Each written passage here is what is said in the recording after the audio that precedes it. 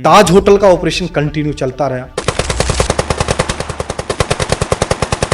हेलीकॉप्टरों से उतार दिया गया।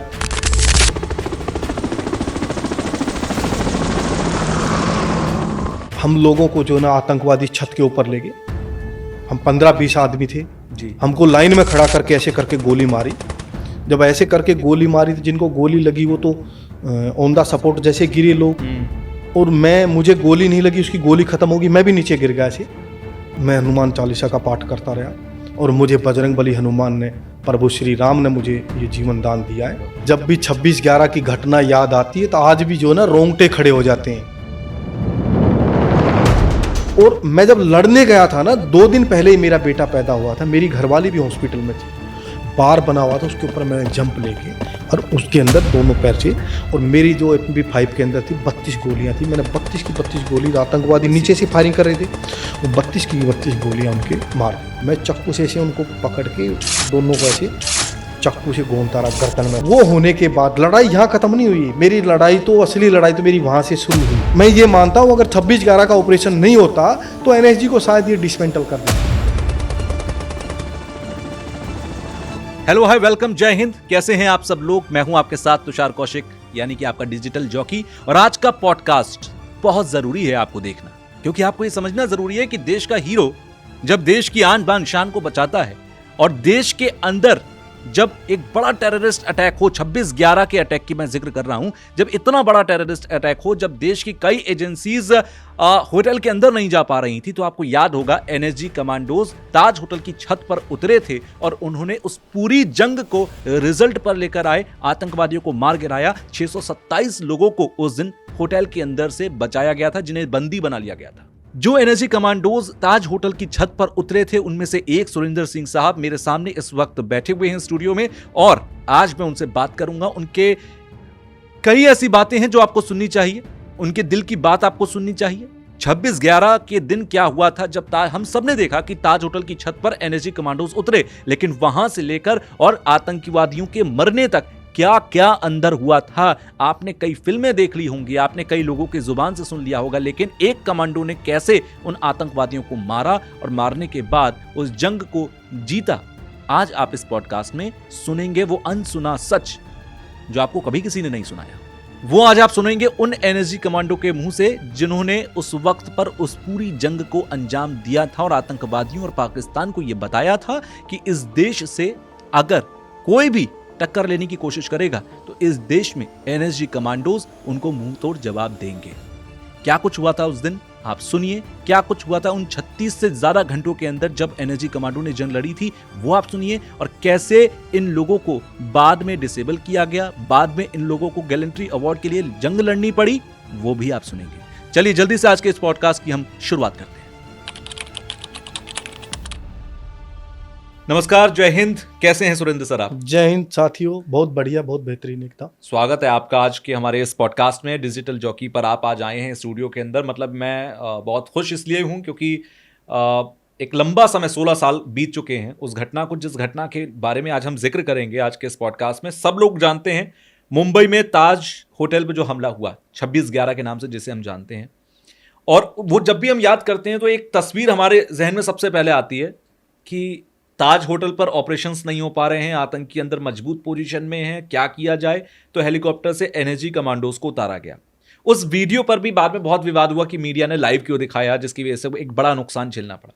और मैं अपने दर्शकों को बताना चाहता हूं कि वो जो कमांडोज को आपने उतरते हुए देखा, उसमें से एक कमांडो जो सबसे पहले उतरे थे, वो मेरे सामने आज बैठे हैं, सुरेंद्र साहब। स्वागत है सर आपका। और मैं तो आपके सामने क्या ही ज्यादा बोल सकता हूं, आपने तो वो सब मंजर देखा है।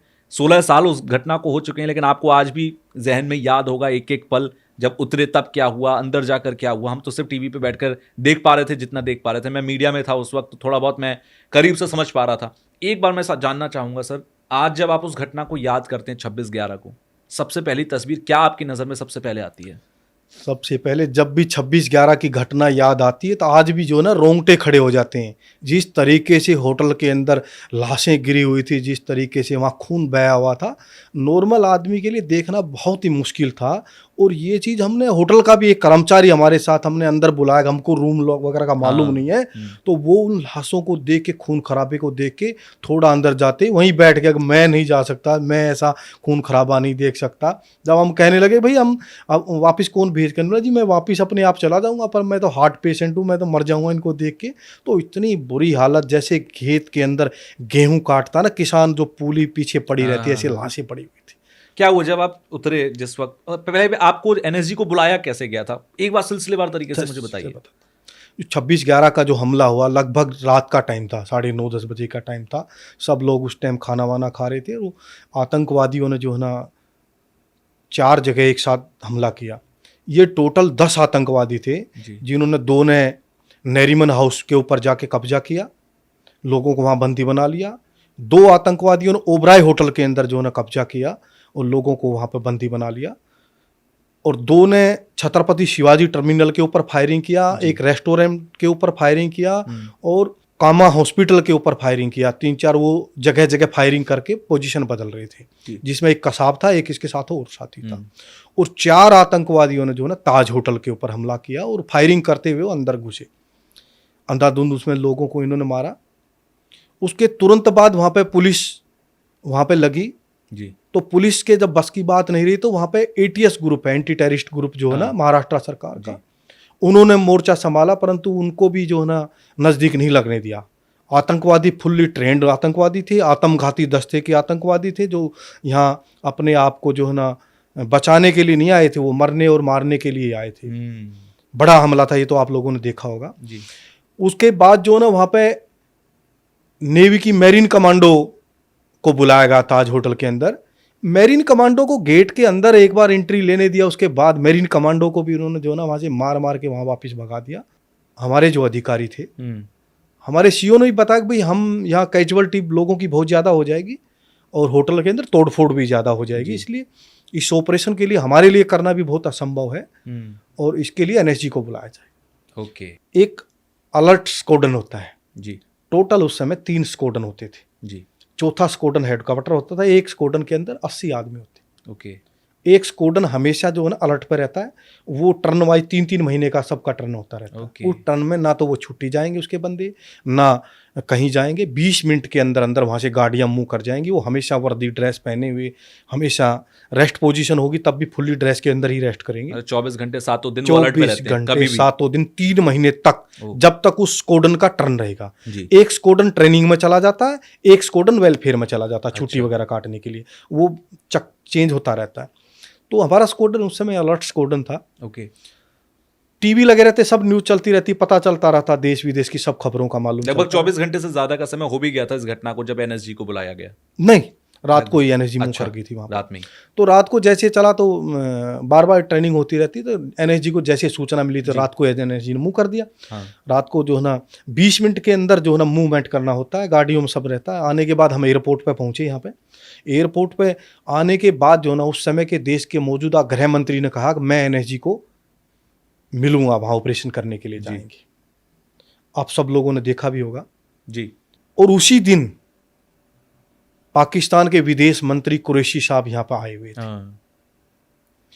इन्होंने सिर्फ, वो षड्यंत्र था कांग्रेस का, अब किसी तरीके से जो है ना NSG को डिले किया जाए, नहीं तो देश के गृह मंत्री का और NSG को मोटिवेट करने का या मिलने का कोई ऐसा वो नहीं है, कोई नियम ऐसा नहीं है। और ना ही वो ऐसा मोटिवेट करने वाला स्पीकर था जो NSG के बंदे को मोटिवेट करे। NSG तो ऑलरेडी मोटिवेट होती है जी। उनका तो मेंटल लेवल ही बहुत स्ट्रॉन्ग लेवल का होता है, बिल्कुल स्ट्रॉन्ग लेवल होता है। और वो भी 51 के जवान का तो सबसे स्ट्रॉन्ग लेवल, उसके ऊपर तो है ही नहीं कुछ। उन्होंने यहाँ हमको डिले करा।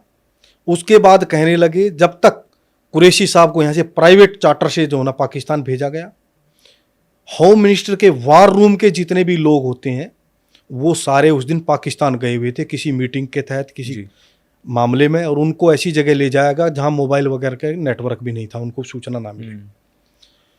उसके बाद गृह मंत्री ने कहा कि मैं अभी आ रहा हूं। वो 2 घंटे बाद पहुंचे। उन्होंने अपनी ड्रेस व्रेस चेंज करके आए।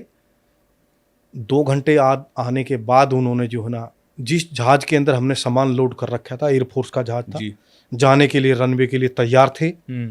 गृह मंत्री का इंतजार करते रहे। जब गृह मंत्री आने के बाद उस हवाई जहाज के लिए कहा गया कि ये हवाई जहाज खराब है, ये नहीं जाएगा, और अभी आप लोगों के लिए चंडीगढ़ से दूसरा एयरफोर्स का विमान आएगा और उस विमान में आप लोग जाओगे। अच्छा, इसीलिए लगातार देर होती गई वहां पर, इसलिए देर होती गई। उसके बाद चंडीगढ़ से जहाज आया, दूसरे जहाज के अंदर सामान लोड किया गया। पर देश के गृह मंत्री को थोड़ा ही पता था अब हम जो है ना बाई हेलीकॉप्टर वो ऑपरेशन होगा। मैं सल्यूट करता हूं हमारे अधिकारियों को, सल्यूट करता हूं कर्नल शोरान को, सल्यूट करता हूं ब्रिगेडियर साहब को, जिन्होंने डिसीजन लिया अब जो है ना गृह मंत्री को इन बातों से दूर रखते हुए, और उन्होंने बताया जब मुंबई पहुंचने के बाद हमारी सारी टीमों को हेलीकॉप्टर में बैठा दिया गया। देश के गृह मंत्री ने सोचा कि ये भी बाई कार आएंगे मेरे पीछे पीछे, मैं पहले चलता हूं और जो वहां मीडिया में अपना चेहरा चमकाता हूं जी। तब तक वो पहुंचा नहीं, उससे पहले तो हमने वहां पे ऑपरेशन शुरू कर दिया। जाते ही नरीमन हाउस के ऊपर जो ना हेलीकॉप्टरों से उतार दिया गया। उसके बाद जो ना मात्र जो ना 15 से 20 मिनट के अंदर हमने नरीमन हाउस को खाली करा लिया। कितने कमांडोज गए थे दिल्ली से वहां पर? एक स्क्वाड्रन, जो पहला स्क्वाड्रन जाता है वो 80 आदमी का स्क्वाड्रन होता है। 3 स्क्वाड्रन अलग होते, 20 आदमी, 20 आदमी की एक टीम के अंदर 20 कमांडो होते। तो 4 टीम बनाई गई। हाँ, एक टीम के अंदर 20 कमांडो होते, एक हीट में 5 कमांडो होते हैं। अच्छा। वो 5 कमांडो ही ऑपरेशन करते हैं। ओके। और बाकी के बाकी पीछे रहता है, वो रिफोर्समेंट रहती है, घुमाना सामान और डॉग यूनिट, बीडी यूनिट, बहुत सारी चले जाते हैं, जो हमारे सपोर्टिंग बहुत सारी यूनिटें होती हैं। हमको वहाँ कोई घेराव करने की आवश्यकता नहीं होती, हमको पिन पॉइंट दिया जाता। 5 से 7 सेकंड का ऑपरेशन होता है टोटल, उसी के अंदर ऑपरेशन में तो हमको समझ पाते हैं वही होता है। आदमी का दिमाग 5 से 7 मिनट सेकंड में प्रिपेयर होता है। जब तक वो प्रिपेयर होता है आतंकवादी का, हमको वो पहचानना भी है आतंकवादी कौन है और होस्टेज किसको बनाना, उसको बचाना है और उनको मारना भी है। अगर इससे ज्यादा समय लेंगे तो आतंकवादी जिनको बंदी बना रखा उन लोगों को भी मार देंगे और कमांडो को भी मार देंगे। उसके लिए हम प्रिपेयर रहते हैं। हमें पता है हमारे पहले बंदे को गोली लगेगी, दूसरे बंदे को गोली लगेगी तो हमारा तीसरा बंदा मार देगा, तीसरे को नहीं, हमारा चौथा बंदा मार देगा। इसलिए हमारे 5 आदमी एक साथ एंट्री करते हैं। नरीमन हाउस का 20 मिनट के अंदर, ओबराय होटल का 20 मिनट के अंदर, ताज होटल का ऑपरेशन कंटिन्यू चलता रहा। ताज होटल के अंदर हमने पहले न्यूट्रन ताज को क्लियर किया। करीब 22 मंजिल का बना हुआ, करीब 2-2.5 हज़ार कमरे हैं ताज होटल के अंदर। हमने ऐसा कभी होटल देखा नहीं था। हम लोग आम आदमी, किसान परिवार से, सब ऐसे परिवारों से निकले हुए लोग होते हैं। ऐसी बिल्डिंगों को कभी हमने ऐसी ट्रेनिंग होती ही नहीं थी, कभी इस तरीके की ट्रेनिंग नहीं कराई गई पहले। और ना ही हमारे पास कोई ताज होटल का नक्शा था, ना हमारे पास कोई गाइड था। हम लगातार लोगों को बचाते रहे, छत पर ले जाते रहे। मैं एक सच्ची घटना बता रहा हूँ। हमने एक बंदे को रेस्क्यू किया जी, उसको निकाला न्यूट्रन ताज के। जब हम ऊपर उसको लेके गए तो उसने बताया, उसने कहा हम लोगों को जो ना आतंकवादी छत के ऊपर ले गए। हम 15-20 आदमी थे जी। हमको लाइन में खड़ा करके ऐसे करके गोली मारी। जब ऐसे करके गोली मारी तो जिनको गोली लगी वो तो ऑन द सपोर्ट जैसे गिरे लोग, और मुझे गोली नहीं लगी, उसकी गोली खत्म होगी, मैं भी नीचे गिर गया ऐसे। और नीचे गिरने के बाद जो है ना वो आतंकवादी गालियां देते हुए कि तुमने हमारी मस्जिद को तोड़ा, और ये वो नीचे चले गए। और मैंने बोला, जब मैं नीचे चले गए तो मैं ऊपर बड़ी बड़ी मशीनें लगी हुई होटल की छत पे एयर के लिए जी। वो एक मशीन के उसके नीचे छुप गया। वो आतंकवादी दोबारा ऊपर गए हैं, जो लोगों को मार दिया था, निर्दोष लोगों को, उनको दोबारा गोलियां मारी, उनको लातों से मारा, उन्होंने बताया। और बोला मेरी जेब में जो है ना हनुमान चालीसा थी जी। मैं बोला हमेशा हनुमान चालीसा रखता हूँ। मैं हनुमान चालीसा का पाठ करता रहा और मुझे बजरंग बली हनुमान ने, प्रभु श्री राम ने मुझे ये जीवन दान दिया है। उसकी बात मुझे इतनी लगी, इतनी मैं उससे प्रभावित हुआ। मैं अपनी जेब के अंदर हनुमान चालीसा रखता हूँ। आज भी मेरी जेब के अंदर हनुमान चालीसा है, क्योंकि मैं उससे प्रेरित हुआ। मैं दिखा भी देता हूँ आपको, ऐसे नहीं है बहुत। और कोई ये कहेगी वो बनाओ अपने साथ, मैं उसके बाद जो है ना मैं खुद भी रखने लगा जी। मैं जो है, क्योंकि प्रेरणा तो कहीं ना कहीं से बंदे को मिलती है प्रेरणा। ये बजरंग बली हनुमान की, ये जो हनुमान चालीसा हमेशा साथ रखते हैं, तब से उस बंदे के पास थी, उस बंदे ने मुझे दी, तभी से मैं रखने लगा। उसको वो हार्ट पेशेंट था, दवाई के लिए उसने निवेदन किया कि मेरी दवाई लेके आओ। मैं बोला भैया दवाई तो कहाँ से आता, जान बचना। बोला जी मैं दवाई के बगैर नहीं जिंदा। मैंने कहा भाई चलो दवाई तो अब लानी पड़ेगी, अब जो दवाई के बगैर नहीं। तो ऐसे ऐसे लोग जो ना ऐसे ऐसे जिनका जीवन दान वहां से निकाला, लगातार दीवार तोड़ के, गेटों को तोड़ के निकालते रहे, नीचे से मैसेज आते रहे। अच्छा, जब सबसे पहले आप उतरे हेलीकॉप्टर से और आपने एंटर लिया अंदर, तो क्योंकि एक आपको नहीं पता था कि आतंकवादी किस फ्लोर पर हैं, किस रूम के अंदर है, वहां पर होस्टेजेस भी थे, तो कैसे आइडेंटिफाई किया? क्योंकि आप सबसे पहले उतरे थे, आपने सबसे पहले देखा अंदर की सिचुएशन क्या थी, अंदर की सिचुएशन सबसे पहले? क्योंकि हम लोग जब उतरे थे, हम जाके छतों के ऊपर उतरे वहां पे आसपास, और हेलीकॉप्टर उड़ाना ही बहुत बड़ी बात थी। मैं उन जो पायलट जिन्होंने हेलीकॉप्टर उड़ाए उन साथियों को भी सैल्यूट करता हूँ जी, क्योंकि इतना नजदीक हेलीकॉप्टर लेके जाना, क्योंकि एक गोली लगने से ही हेलीकॉप्टर नीचे गिर जाता, उस हिम्मत के साथ उन्होंने हेलीकॉप्टर लगाई। परंतु उनको भी विश्वास था एनएसजी कमांडो के ऊपर, हमारे ऊपर उसको इतना विश्वास था, उन्होंने बोला भी जब एनएसजी कमांडो मेरे साथ हैं तो मेरे हेलीकॉप्टर को कुछ नहीं हो सकता। आप तो जो ना हवा से भी तेज जो ना कार्रवाई करते हैं। तो जब हेलीकॉप्टर को उतारा गया तो हमको ये नहीं पता था, हम नीचे उतर रहे हैं तो हम पर गोलियां लगेंगी। हम लोगों को आत्मविश्वास था, एनएसजी का नारा भी है साहस की विजय, और हमको इतनी ट्रेनिंग मिलती है कि हम तो ऑलरेडी जो ना हेलीकॉप्टरों से लटके हुए हवा में घूमते रहते हैं। मानेसर के अंदर आप देखोगे तो हेलीकॉप्टर के रस्से के साथ लटके रहते हैं, ऊपर हेलीकॉप्टर घूमता रहता था, हम हवा से ही मार कर देते हैं, हवा से ही गोली चला देते हैं। तो हमको अपना पूर्ण विश्वास था कि अगर कोई किसी तरह की कार्रवाई होगी तो हम ऊपर से ही हेलीकॉप्टर से उतरते उतरते मिलिटेंट को मार देंगे। तो उस पोजीशन में जब उतरने के बाद, वहाँ पोजीशन लेने के बाद, तो फिर आगे जाके एंट्री करना था सीढ़ियों से। वहाँ तो हर कदम के ऊपर मौत थी। हर कमरे को खोलने के लिए जा रहे थे, उसमें ये लगा के ही जा रहे थे हम इसमें मौत है, इसके अंदर आतंकवादी है। हर एक एक चीज को सर्च करना था। Sorry to interrupt you sir, इसमें एक बात ये भी कही जाती है कि क्योंकि जब आप लोग उतर रहे थे उस वक्त पर मीडिया चैनल्स जो थे वो उसकी लाइव फुटेज दिखा रहे थे, और कहा यह जाता है कि आतंकवादी भी अंदर टीवी पर ये देख रहे थे कि एनएसजी कमांडो उतर रहे हैं। इसका एक बड़ा नुकसान हुआ था आप लोगों को? बिल्कुल, ये आप बहुत बढ़िया सही बात कह रहे हैं, क्योंकि जो लाइव जो चला उससे हम लोगों को नुकसान हुआ, परंतु वो बाद में होना शुरू हुआ। अच्छा, उस समय आतंकवादियों को भी ये नहीं पता था कमांडो हेलीकॉप्टर से उतरेंगे, और मीडिया को भी किसी को ये मालूम नहीं था कमांडो हेलीकॉप्टर से उतरेंगे। बहुत अचानक से वो तो हेलीकॉप्टर आए और हम लोगों ने ड्रॉप कर दिया। ड्रॉप फ्रैक्शन ऑफ सेकंडों का काम हुआ। बहुत तेजी के साथ उन बिल्डिंगों के पास हेलीकॉप्टर आए और एकदम उन्होंने पोजीशन लिया और खटाक से उतर गए। ऐसा भी हुआ, हमारे कुछ एक हेलीकॉप्टर से ऐसी भी हमारी टीम उतरी, एक दो हीट ऐसी उतरी जो दूसरे किसी बिल्डिंग की छत के ऊपर उतर गए। अच्छा, क्योंकि सही जजमेंट नहीं हो पाया।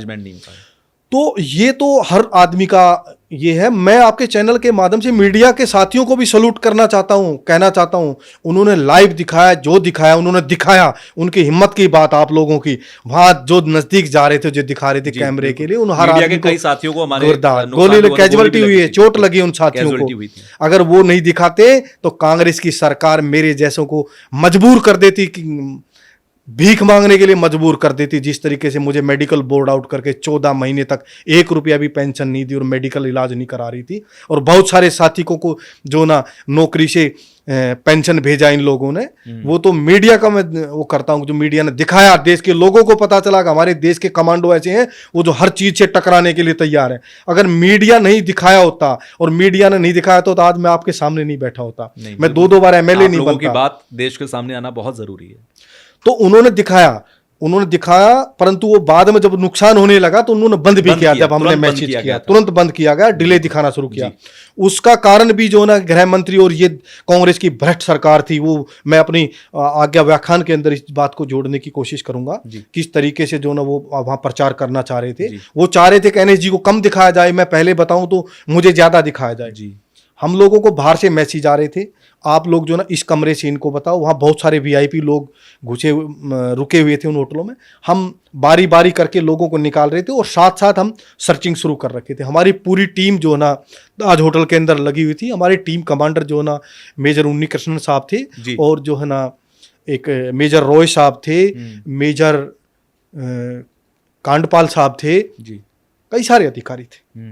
बाहर हमारे कर्नल सोरान साहब जो ना हमारे ग्रुप कमांडर थे 51 स्पेशल एसएजी के, जो पूरा ऑपरेशन लड़ाने का काम उनके हाथ में था। 3-4 जगह जो ऑपरेशन हो रहा था उन्हीं की देखरेख में था। आईजी ऑपरेशन वहां पहुंचे हुए थे, डीजी एनएसजी वहां पहुंचे हुए थे। पहुंचने को सब पहुंचे हुए थे, परंतु सबका अलग अलग काम है, सबका अपना। जी बिल्कुल ठीक है। अपने कमांडरों के ऊपर भी हम लोगों को पूर्ण विश्वास था जी। और हमें भी कह दिया गया था आप जो कर सकते हैं। जहाज के अंदर हमको बता दिया गया था हमारे पास कोई नक्शा नहीं है, कोई जानकारी नहीं है, कितने मिलिटेंट हैं, क्या हथियार है, आपको ये नहीं रखना कि मैं ये कर देता तो ये हो जाता। हाँ। ठीक है, वहाँ जो भी नज़दीक लग रहा है, चाहे कोई मेरीन कमांडो आ रही है, चाहे कोई आर्मी की कमांडो आ रही है, चाहे जो भी आ रहा है, उसको नज़दीक होटल के लगने नहीं दे रहे, कितने मिलिटेंट है, क्या है। और वहाँ सब लोगों ने लड़ने से मना कर दिया है, आतंकवादियों से मुकाबला करने से सब फोर्सों ने मना कर दिया है, इसलिए आपको वहाँ पे जाना पड़ रहा है। तो लगातार वो ऑपरेशन चलता रहा, हम लोगों को बचाते रहे, निकालते रहे, हर कमरे से तोड़ के गेट हमको निकालना पड़ रहा था। आतंकवादियों के पास AK-47 थी, हम लोगों के पास में MP5 रखना पड़ता है, हमने लो पावर अम्युनिशन रखना पड़ता है। हमारे पास कई हथियार होते हैं वैसे तो जी। लो पावर इसीलिए रखना होता है, हम तो मिलिटेंट को मारना है कि एक गोली चला दें वो 10 आदमी से निकल जाए तो फिर हमारा क्या फायदा हुआ। और आतंकवादी जो गोली मार रहे थे वो टफन गिलास था, तो उसमें से अंदर से उनकी गोली निकल के आ रही थी, वो भी चोट कर रही थी आके, परंतु उनसे ऐसा नहीं है नुकसान। लगातार चलते चलते हम लोगों को बाहर से मैसेज आया, अब भाई 200-300 कुछ नंबर कमरा, उस कमरे से जो है ना कुछ लोग हैं उनको बचाओ, क्योंकि जो होटल के रिसेप्शन का नंबर था उसके ऊपर पाकिस्तान से फ़ोन आया, किसी महिला ने बात की और रोने लगी कि हमको बचाओ, हम 15-20 लोग हैं, हम लोगों को मिलिटेंट मार रहे हैं, घेर लिया, हमको निकालो। तो बाहर जो लोग थे उन्होंने अंदर मैसेज दिया, उसी आनन फानन में वहाँ से हमने मूवमेंट कर दिया, क्योंकि ये जांच तो हो नहीं रही थी, अब कहाँ जा रहे, क्या आ रहे हैं। दूसरा जो मीडियम जब ऐसे फ़ोन आ रहे थे, जब जा रहे थे, अभी 560 कमरे में से लोगों को निकालने ला रहे हैं, अब 300 नंबर से लेके आ रहे हैं, तो जो बात हमको अंदर मैसेज कर रहे थे, चाहे वो गृह मंत्री है, चाहे DG NSG है, मैं यहाँ तक कहूँगा DG NSG ने भी जो बहुत सारे स्टेप लिए वो गलत थे और वो ऐसा स्टेप नहीं लेना चाहिए, ये पूरा सिक्योर होना चाहिए था। वो हमको मैसेज देने के बाद मीडिया में बता रहे थे अब फलाना नंबर कमरे में जा रहे हैं, मीडिया उसको लगातार दिखा रही थी कि अब कमांडो फलाना नंबर कमरे में जा रहे हैं। तो जब फलाना नंबर कमरे में जा रहे थे तो आतंकवादियों को पता चल रहा था, तो उनको उन कमरों का, होटल का नक्शा, उनकी जानकारी, उस होटल की पूरी रेकी आतंकवादियों ने पहले से की हुई थी। तो जब हम वहाँ जा रहे थे तो आतंकवादी हमको पहले से रास्ते में घेर ले रहे थे और हम लोगों को फायरिंग कर रहे थे। जब हम फायरिंग करके उनके ऊपर हावी पड़ रहे थे तो वो आग लगा के भाग जा रहे थे, एक दूसरी जगह चले जा रहे थे। अब सीधा वो ग्रेनेड से हमला कर रहे थे, लगातार ज़्यादातर ग्रेनेडों से हमला कर रहे थे, क्योंकि ग्रेनेड ज़्यादा कैजुअल्टी करता है। बिल्कुल। उसके बाद जब इसका मैसेज मिला कि उस नंबर कमरे से हमको निकालना था, जब हमारी टीम गई तो जो पुराना जो ओल्ड ताज का मेन गेट है पहले वाला, आजकल वो बंद रहता है, रिसेप्शन दूसरी तरफ बनाया हुआ, न्यूट्रन ताज और पुराने के वहाँ बना हुआ इनका जी। उस गेट के वहाँ से ऐसे सीढ़ियाँ चढ़ रही है, जब सीढ़ी सामने चढ़ रही हैं तो उस सीढ़ी के सामने टाटा के जमशेद सिंह टाटा जी की शायद उसमें स्टैचू लगी हुई है टाटा की, और उसके दोनों गेट है, उसके दोनों तरफ वो सीढ़ियाँ ऐसे घूम जाती है, ऐसे बालकनी चारों तरफ बनी हुई है। तो जब पहली हमारी हीट जब चढ़ने लगी तो पहले 2 कमांडो सुनील जोधा और सुनील यादव, उसके बाद मेजर उन्नी कृष्णन, उसके बाद राजवीर लांबा, उसके बाद फायरचंद साहब, 5 आदमी की एक हीट है, 5-5 आदमी की हीट होती, पूरी टीम के अंदर 20 आदमी जी। जब हमारी वो हीट सीढ़ियों के बीच में पहुंच गई तो वहां पे आतंकवादियों ने पहले से ही अम्बुश लगा रखा था, चारों तरफ पोजीशन ले रखी थी। जब सीढ़ियों के बीच में चले गए तो चारों तरफ से आतंकवादियों ने फायरिंग शुरू कर दिया। जब आतंकवादियों ने फायरिंग शुरू कर दिया तो सबसे पहले आगे उसमें वहाँ चल रहे थे, जोधा चल रहे थे, सुनील जोधा को 8-7 गोलियां लगी ताबड़तोड़। जब गोलियां लगी वो गिरने लगा तो सुनील यादव ने उसको ऐसे पकड़ा, ऐसे ऐसे घूमा वो, तो सुनील यादव की हिप से 2 गोलियां लगी।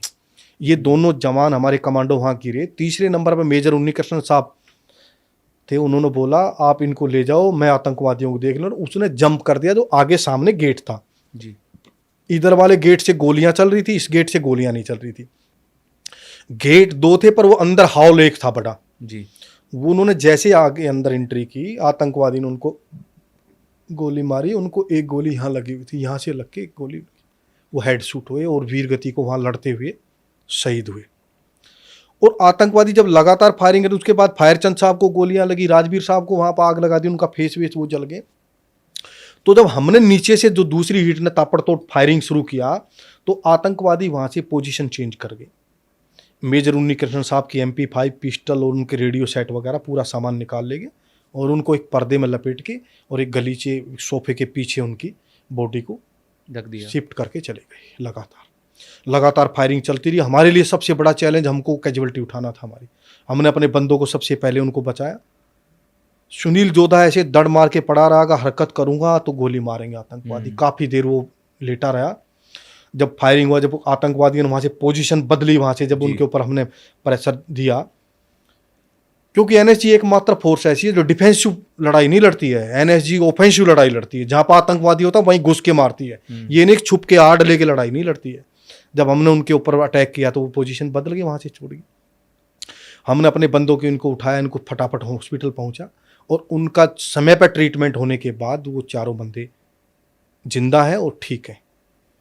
उसके बाद हम आतंकवादियों को पीछे लगे। हमको आतंकवादियों को मारना भी था, सबसे पहले हमको लोगों को बचाना था। हमारे लिए सबसे बड़ा चैलेंज जो था, जो निर्दोष लोग वहाँ होटल में फंसे हुए थे, उनको बचाना हमारा सबसे प्राइमरी टास्क वो था। और हमारे मन के अंदर भी यही थी, आतंकवादियों को तो हम 2 घंटे बाद भी मार लेंगे, परंतु कोई निर्दोष किसी आदमी को चोट नहीं लगनी चाहिए हमारे से। लगातार चलते रहे तो और लगातार जो ना आतंकवादी जहां भी हम जाएं, एक रेडियो सेट भी उनके साथ चले गए, तो उनको बार बार और भी ज्यादा हमारे बारे में जानकारी मिलती रही। तब हमारे साथ बार बार ये होता रहा, बार बार मुठभेड़ होती रही। जिस भी रूम में जाएं वहीं पहले अटैक, हमारे ऊपर बार बार अटैक। अच्छा, मतलब जो आपको कमांड्स मिल रहे थे वो उनको भी सुनाई दे रहे थे, क्योंकि रेडियो सेट उनके पास था। ये एक और बड़ा चैलेंज था। तब बातचीत हुई तो 8 घंटे बाद जो है ना, हमने दोबारा से उनको ढूंढा। दोबारा उस जगह जहाँ मुठभेड़ हुई थी वहीं से हमने सर्च करना दोबारा शुरू किया। हमने मेजर साहब की बॉडी मिली। हमने बाहर मैसेज दिया कि भाई मेजर उन्नीकृष्ण साहब जो है ना शहीद हो गए। और आतंकवादियों को जो है ना, इनका सामान और हथियार भी साथ में लेके चले गए। उसके बाद हमने रणनीति वहाँ पर बदली। हमारे साथ उस समय बाद में कोई टीम के अंदर कोई ऐसा अधिकारी नहीं रहा, और कई साहब थे जिनकी ऐसा लंबा सर्विस नहीं था। मैं सेक्शन कमांडर कोर्स क्वालिफाई हूँ, इंस्ट्रक्टर भी रहा हूँ, बाहर देश भी इंस्ट्रक्टर रह के आया हूँ, यूनिटों में भी रहा हूँ। वेपन एंड टैक्टिक्स का जितनी भी ट्रेनिंग होती है सब लोग जानते हैं, सब लोगों को मालूम है। उस सारी रणनीति के तहत हमने बातचीत की तो हमारे साथी सब बोले नहीं, अपने तरीके से अभी चलते हैं एक साथ, अलग अलग हीट ना लेके, क्योंकि अलग अलग हीट जाके फटाफट जो कर रहे थे हम 5-5 आदमी इधर से इधर, तो हमने फिर वो 12-13 आदमी हम जो बचे, 5 आदमी वो निकलने के बाद उसके बाद एक बंदे को और लगी, 6 आदमी को लगी, तो हमने बाकी फिर एक साथ टीम को लेकर चलने का काम किया। रोहित साहब भी हमारे साथ में थे। उसके बाद सारी हीट एक साथ हो गई, एक साथ हो गई पूरी टीम एक साथ। तो लगातार हम लोगों को निकालते रहे, हमने काफ़ी लोगों को निकाला, चलते रहे। मैंने खुद ने जो ना 627 आदमी को ताज होटल से हमारी टीम ने वहाँ से निकाला, जो बिल्कुल फंसे हुए थे ऑन रिकॉर्ड। 627 जो आतंकवादी के कब्जों में थे वो निकाले, जो कब्जे में थे, जिनको बंद ही बना रखा था, जगह जगह अलग अलग रूमों में बंद किया हुआ था और सब चीजें की थी। और निकलने की भी हिम्मत हर आदमी की नहीं पड़ रही थी। अब भाई कैसे निकले, हर आदमी इतना डरा हुआ था। हम खुद भी गेट, उनको मैसेज देने के बाद भी एनएसजी कमांडो आए आपको बचा रहे, आदमी गेट नहीं खोल रहा था, इतना डरा था। उसका भी हमने गेट तोड़ना पड़ रहा था पूरी उसी तरीके से जैसे आतंकवादी को के साथ जो हरकत कर रहे थे, इसलिए ज्यादा डिले हो रहा था ऑपरेशन। वो निकाला हमने, 7वीं मंजिल को क्लियर किया, 6ठी मंजिल को क्लियर किया, 5वीं, 4थी, ऐसे चलते रहे। जब हम 4th फ्लोर के ऊपर जो है ना हमने क्लियर किया, तो वहाँ जो है ना एक आतंकवादी के साथ हमारी आमना सामना मुठभेड़ हुई। हमने एक आतंकवादी को वहाँ मार गिराया। और आप लोगों ने देखा होगा इतनी खुंदक थी, जब वहाँ वो पूरा रसोई घर था जिसके अंदर वहाँ उसको मारा, आग लगा रखी थी, उस आग के अंदर ही जो है ना उसको हमने जिंदा जला दिया उस आतंकवादी को। इतना गुस्सा था, आदमी मरा था। क्योंकि हमें कोई ट्रीटमेंट करने की, जब हम लोगों को, निर्दोष लोगों को हमने देखा, इतने लोगों को मारा, उन्होंने 166 लोगों को मारा, कितना बड़ा नंबर है। हर आदमी का जो अंदर का जो जुनून है वो हर आदमी का जाग जाता है। और हिंदू जब ही जागता है जब उसको लगती है। जब अपना साथी हमने खो दिया, जब हमारे साथियों के ऊपर उन्होंने जिस तरीके से उन्होंने मारा, तो हमने किसी हालत में उनको बख्शना नहीं था। और खिड़की से उसको डायरेक्ट जो ना जमीन पर हमने फेंकने का काम किया, क्योंकि कई लोगों का कहना था इनको लेके चलो, इनको लेके चलो। इनको लेके ऐसे कहूँगा दुष्ट जो ना रावणों को जो है ना लेके जाने की आवश्यकता नहीं होती। 4थी मंजिल से जो उनको डायरेक्ट जो ना उसकी लंका दहन करी हम लोगों ने। और आप लोगों ने, न्यूज वालों ने भी उसको दिखाया होगा, दिखाया था। और उस खिड़की से, पूरे देश ने देखी है वो तस्वीर। उस खिड़की से एक फोटो आया हुआ है, जब उनको मारा उस समय जो चला, ऐसी ऐसी उंगली की है, वो मेरा ही फोटो है। अच्छा, अखबारों में भी छपा अंदर से, होटल से ऐसी जी। ऐसी उंगली की हुई है। पर बहुत सारे बंदिश होती है, बहुत सारी बाउंडिंग होती हैं, काफ़ी बिल्कुल। चीज़ें करना पड़ता है। ह्यूमन्स राइट के सारे कानून हम लोगों के ऊपर लागू हैं, आतंकवादियों के ऊपर कोई कानून लागू नहीं है। आतंकवादियों ने भला ही कुछ कर दिया, कसाब के लिए सारे कानून लागू थे, पर कमांडो सुरेंद्र सिंह के लिए कोई कानून ऐसा नहीं था, क्योंकि कांग्रेस ने तो हम लोगों को मेडिकल बोर्ड आउट कर दिया था। तो उसके बाद जो ना हम लोगों को भी जो ना आत्मविश्वास और बढ़ा जी। और वो ऑपरेशन कंटिन्यू चलता रहा। उसके बाद जो है ना 26 तारीख को तो शाम को शुरू हुआ था, रात जी। को ही हम पहुंच गए थे। 27 तारीख को सुबह सुबह हमने ऑपरेशन लॉन्च स्टार्ट कर किया दिया गया था। था। 27 तारीख निकल गई थी, पूरा दिन निकल गया, रात निकला। 28 तारीख का दिन निकला, 28 तारीख का दिन में सर्चिंग चली जी। ये हम 28 तारीख को दिन की बात बताई, यानी दिन लगभग 24 घंटे हो गए थे हाँ, आपको हाँ, ऑपरेशन हाँ। करते हुए। उसके बाद चलते चलते फिर वो जो है ना 24 से ज़्यादा हो गए, 36 घंटे होने वाले थे।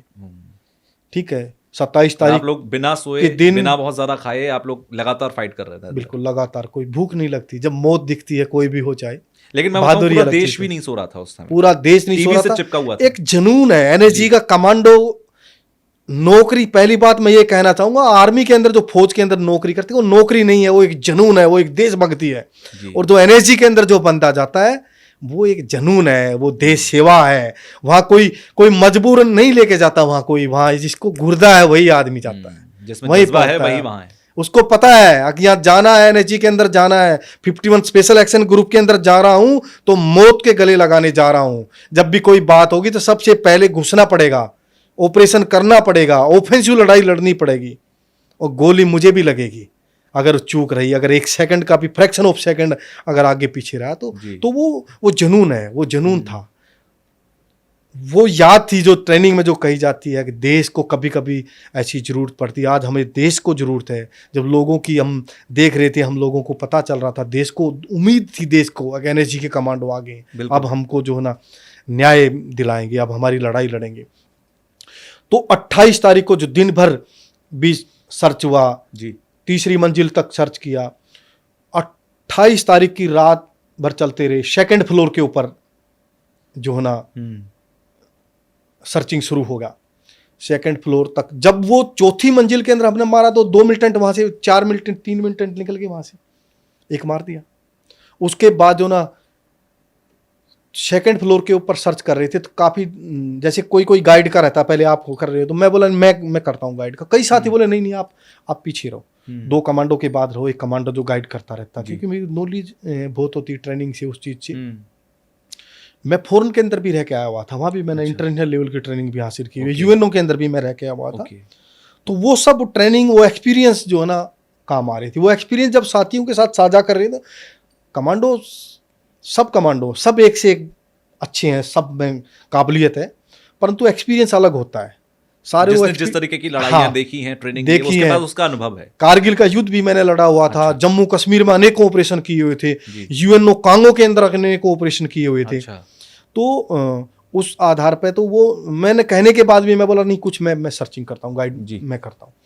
तो मैंने 5-7 रूम मुश्किल से सर्च किए होंगे। वहाँ पे शीशा लगा हुआ तो अंदर से बाहर दिखाई देता है, बाहर से अंदर नहीं दिखाई देता बहुत सारे। तो जब मैंने सर्चिंग कर रहा था तो गाइड का काम कर रहा था हीट में जी। तो जैसे ही मैं एक रूम की तरफ गया तो एकदम दरवाजा हिला।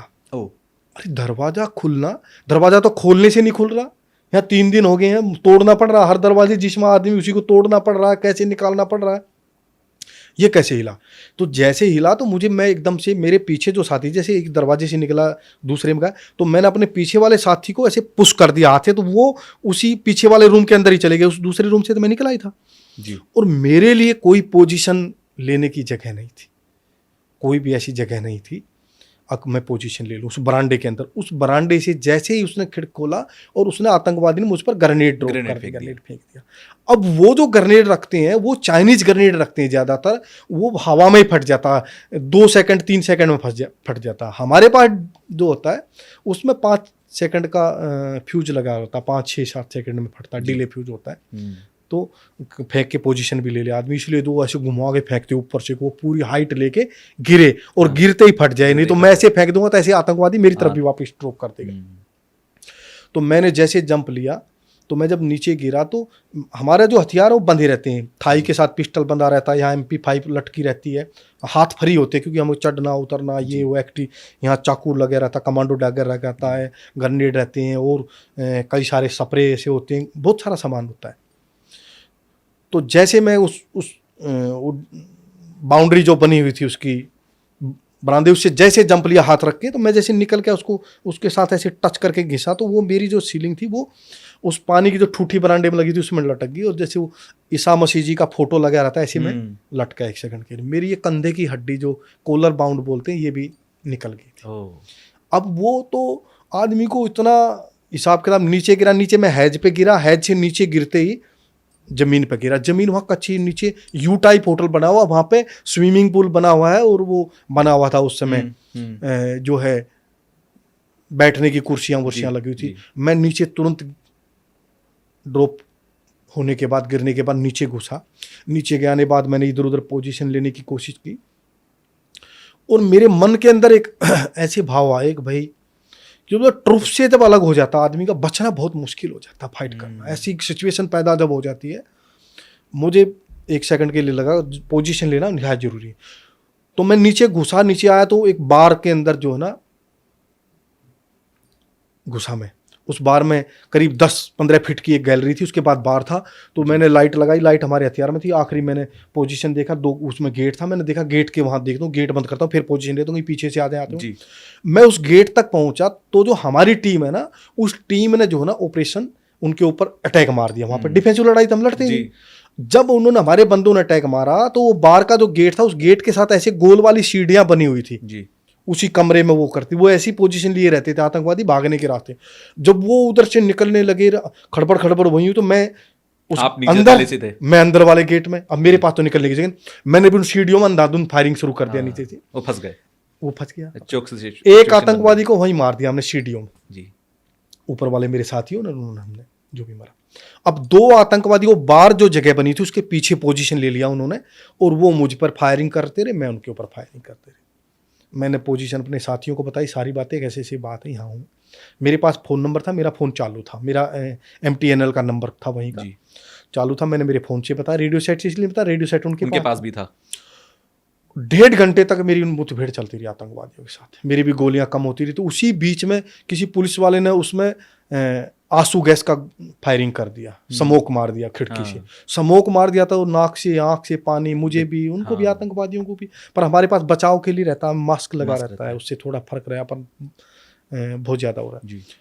और मेरे मन के अंदर बहुत वहाँ भाव रहे, गोली घटती रही। लास्ट के अंदर मेरे पास जो ग्रेनेड थे मैंने उनके ऊपर ग्रेनेड फेंका, उन्होंने मुझ पर ग्रेनेड फेंके, पूरा लहू लुहान स्प्लेंडर लग के। अब ज़्यादा अंदर भी नहीं हो सकता क्योंकि बिल्कुल 10-20 मीटर की अंदर ही, 10-20 फीट के अंदर ही, मीटर तो बहुत दूर की बात है, अगर अंदर पोजीशन लेने लगे इतनी देर में, वहाँ से आतंकवादी 4 कदम मार के वहाँ जाए तो हिल नहीं सकते थे, तो वो बिल्कुल खूनम खून भी हो रही है, ग्रेनेड भी फट रहा, पर पोजीशन ऐसे बाहर लेकर फायरिंग, पूरे मेरे हाथ स्प्लेंडर लगा हुआ था, पूरे शरीर खूनम खून हो रखा था। और मेरे मन के अंदर ये रहा भाई गोलियां तो घटनी है, मरना है सुरेंद्र सिंह कमांडो, आज जो ना देश को आज आपने मरना है, ठीक है। और मैं जब लड़ने गया था ना, 2 दिन पहले ही मेरा बेटा पैदा हुआ था, मेरी घरवाली भी हॉस्पिटल में थी, और बहुत सारे सैनिकों के साथ, बहुत सारे लोगों के साथ ऐसी घटनाएं होती हैं, अगर इस तरफ घर में बेटा पैदा होता है, इधर पिताजी शहीद हो जाता है। ये अनेकों घटनाएं देश के अंदर हुई हैं, ऐसी घटनाएं हुई हैं कि बच्चा पेट में है, पिताजी शहीद हो गए, 1 महीने बाद, 20 दिन बाद बच्चा हुआ, लड़का पैदा हुआ। तो ये घटनाएं, तो मेरे मन के अंदर में, मेरे मन में ये भाव आ गया कि आपका समय आ गया, क्योंकि मेरी तो छुट्टी मंजूर हो रखी थी, मुझे तो जाना था, मुझे तो एज ए स्पेशल फिर ये कहा गया नहीं आपको जाना पड़ेगा। मेरा एक साथी हंसराज था, उसको जाना था, बल्कि हंसराज का चेंज हुआ, हंसराज की मेरी बातचीत हुई, हंसराज और हम मजाक कर रहे थे, हंसराज साथी मुझे कहने लगा नहीं यार आपको तो जो ना अभी लड़का भी हुआ है, पिता बने हैं, आप पिता बने हैं, जो ना आप चाहिए तो मुझे जाना है, ऐसे करके। हालांकि वो हंसराज मेरा साथी उस हमले से वहाँ से बचा, और विद इन उसका 2-3 महीने के अंदर एक्सीडेंट होके उसकी जो ना हरियाणा तोसाम का रहने वाला था, यहाँ एक्सीडेंट में उसकी जो ना डेथ हो गई। क्योंकि उसका उस दिन जो है ना, उसके लिए मैं उसका मसैया बना, उसकी जगह मैं गया, हंसराज की जगह। जी। मैं मुझे बुलाया गया, मैं तो छुट्टी जाना था, मेरी छुट्टी मंजूर हो रखी थी, मतलब आ ही रहा था रास्ते में। जी। वापस गया, वापस जाने के बाद वो कहानी बनी। तो मेरे मन के अंदर वो 100% वही दिमाग में दौड़ा, मैंने एक ग्रेनेड रख लिया अपने पास। अब जब आतंकवादी अगर मेरी तरफ घुसेंगे तो मैं ग्रेनेड की पिन निकाल लूंगा और खुद भी जो ना मर जाऊंगा और इनको भी मार दूंगा, जी। क्योंकि नहीं तो ये यहाँ से भाग, पर इनको नहीं भागने ये दूंगा। आखिरी बचे हुए आतंकवादी थे जो वहां पर आखिरी फंसे 2 हुए थे। आतंकवादी जो फंसे हुए ओके। थे। ये रात की बात है, 28 तारीख की रात की बात है। इन्हें मार के ऑपरेशन पूरा हो जाता। इनको मारने के बाद ऑपरेशन पूरा। ये करीब जो मुझे चोटें लगी लगभग जो ना 11:30 बजे के आसपास की बातें, ये रात को। जी। उसके बाद मुझे जो है ना पीछे से दीवार तोड़ के वहाँ से निकाला गया, मुझे बाहर निकाला, मुझे पानी वानी पिलाया। मुझे याद, आईजी ऑपरेशन जो थे उस समय, वो अंदर आए वहाँ पे, मुझे एक सेफ कॉर्नर में मेरी जगह पे 2 बंदे वहाँ बैठे हुए फायरिंग करते रहे। उस बीच में वो जो गेट था, उस गेट से भी मेरे साथी फायरिंग करते रहे, बीच से, मेरे और आतंकवादियों के बीच से, जैसे हम और आप बैठे हैं, दोनों की तरफ से लगातार फायरिंग चल अब रही इन है। दोनों आतंकवादियों को घेर लिया गया। हाँ, आतंकवादी इधर नहीं जाएं, मतलब ये नहीं कि हमारा बंदे के ऊपर अटैक ना करते, तो वो लगातार फायरिंग चलती रही। उनके डायरेक्ट तो सीध मार नहीं रहे थे, पर बीच से फायरिंग करते रहे, उन्हें एंगेज किया गया। अंगेज, उनको ऊपर से बंदे फायरिंग करते रहे। जी। मुझे मोटिवेट किया गया, पानी वानी पिलाया गया, मुझे कहा गया अब भाई आपको दोबारा जो ना घुसना है इसके अंदर। जी। अगर दूसरा बंदा इसमें हम घुसाएंगे, दूसरी टीम अगर जाएगी, हीट घुसेगी, तो उनको पता नहीं आतंकवादियों ने पोजीशन कहाँ ले रखी है और कहाँ पे जो है ना आप लोग कहाँ ढूंढेंगे। जब तक वो ढूंढेंगे तो जो है ना उनको हमको नुकसान हो जाएगा। जी। आपको मालूम, वापस आपको अंदर जाना पड़ा। वापिस जाना पड़ा मुझे। हमारे पास इंजेक्शन रखते हैं, हमारे पास दवाई होती है, मोर्फिन के इंजेक्शन होते हैं जिससे दर्द नहीं होता। मुझे एक इंजेक्शन, पेन किलर रहता है। हाँ, मुझे इंजेक्शन लगाएगा, मुझे पूरा जो है ना लहू लुहान आ रखा था। पर उसको जब आदमी जुनून, वहाँ तो जुनून है जी, वहाँ मतलब कोई दिमाग ही नहीं है, वहाँ दिमाग से काम नहीं है, वहाँ कोई परिवार है। सबसे पहले देश सर्वोपरि है। देश के लिए जो ना, जब पता है, हंसते हंसते लोग जो ना, जब देश आज़ाद हुआ उसके लिए लड़े लोग, खुदीराम बोस जैसे लोग जो ना, जी बिल्कुल, चिमनी के अंदर जो ना बम बांध के कूद गए लोग। तो देश के लिए तो आदमी जो कर जाए, जो भी कर जाए वो कम है इतिहास के लिए। तो मुझे भी वही था कि जुनून, मेरे देश के लिए अगर मेरी अगर कुर्बानी अगर चली जाती है तो जो है ना ये आतंकवादियों को जरूर मारना। तो हमारी हीट को तैयार किया गया, गेट के साथ हम खड़े हुए वहाँ पे। बोला गया पहले एक ग्रेनेड ऊपर से लूपिंग करेंगे, फिर आप एक ग्रेनेड यहाँ से आप फेंकोगे, फिर ऊपर से एक ग्रेनेड लूपिंग करेंगे, और फिर आप एक ग्रेनेड लूपिंग करोगे। जो वो ग्रेनेड फटेगा उस ग्रेनेड के साथ आपने घुसना है। तो हम जो ग्रेनेड लूपिंग कर रहे थे वो स्टैन ग्रेनेड है, धमाके वाले ग्रेनेड थे। जो ग्रेनेड में जब बीच में फंसे रहे, जो ग्रेनेड हमारे ऊपर अटैक आतंकवादियों ने किया, हाई फ्रिक्वेंसी धमाके हुए, तो उससे मेरे कान भी खराब हो गए थे। आज भी मेरे कानों में पी पी बजती रहती है और मशीन से सुनाई देता बहुत सारी चीजें। तो जब वो ग्रेनेड मैंने फेंका जी, तो मेरे अंदर इतना उतावलापन था। अब वो ग्रेनेड फटने से पहले ही, वो मेरी हीट, जो मेरे साथ 4 बंदे और जो घुसना था, राजवीर एंड पार्टी, जो हमारी दूसरी टीम के और साथी थे, जो वो 10-12 फीट की जो जगह थी, वो मुझे लगता है कि मुझे भी ये नहीं कि मैंने उसको 1 कदम में उसको कवर किया, 2 कदम में कवर किया, मुझे नहीं मालूम है।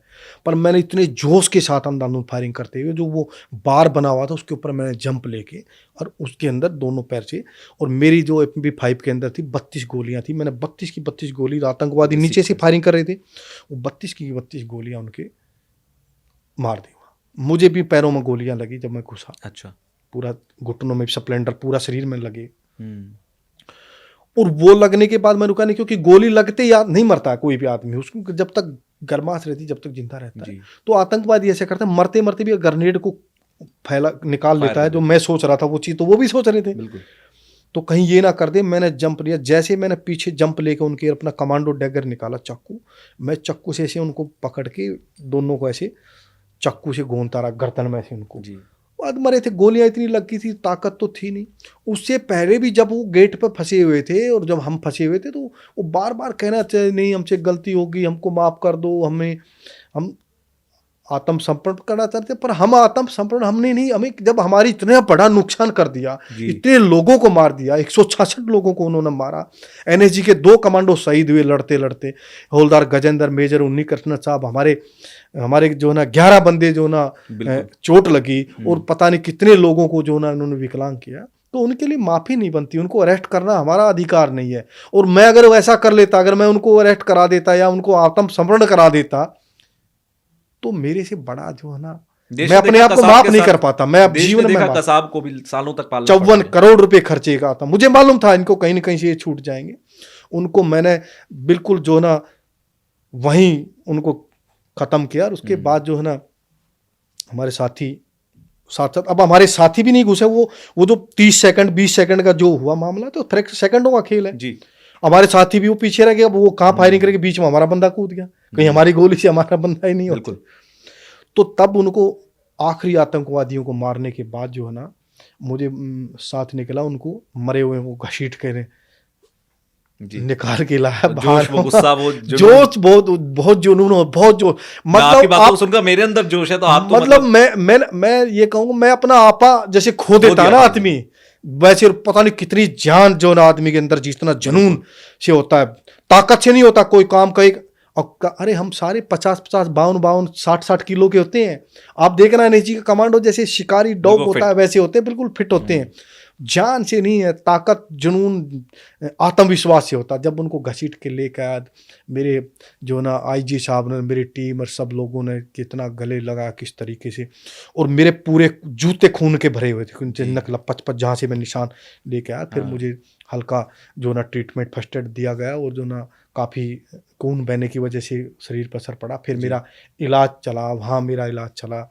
उसके बाद जो है ना घर में जो बच्चा हुआ था, तो दूसरी तरफ खुशी का था, पर दूसरी तरफ जो है ना घर के अंदर भी जो खुशी थी उसका घर वाले भी नहीं मना पा रहे थे। घर वालों को मालूम था कि आप ताज होटल के अंदर हैं? हाँ, ये मालूम था। मैं यहाँ से गए तो हम लोग फोन पर बात करके बता के गए। इतना टाइम हमको घर वालों की धड़कनें उस वक्त इतना मिला। यहाँ तो देश के गृह मंत्री ने इतना टाइम दे दिया, 2-3 घंटे तो एयरपोर्ट में बैठे रहे वहाँ पे। तो वो होने के बाद लड़ाई यहाँ खत्म नहीं हुई। मेरी लड़ाई तो, असली लड़ाई तो मेरी वहां से शुरू हुई। अच्छा, जब मेरा इलाज चला, ये जंग जीतने के बाद एक नई जंग जीतना। वो नई जंग क्या थी जो इसके बाद आपने? उसके बाद जो ना हमारा इलाज चला, महीनों तक हम हॉस्पिटल के अंदर रहे।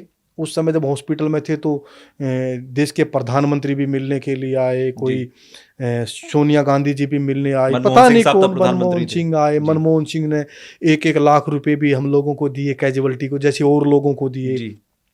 हरियाणा का मुख्यमंत्री ने सम्मान किया, कोई क्योंकि चुनाव था, लोकसभा का आम चुनाव था थोड़े दिन बाद। तो वो हम लोगों के माध्यम से, उस हमले के माध्यम से, कुछ ही महीनों बाद चुनाव था। हाँ, उस हमले से चुनाव साधा कांग्रेस ने उस समय, मैं आपको बताना चाहूंगा। उसके बाद वो चला, तो जो एनएसजी के जो कमांडो थे उनको गैलेंट्री अवार्ड नहीं मिले।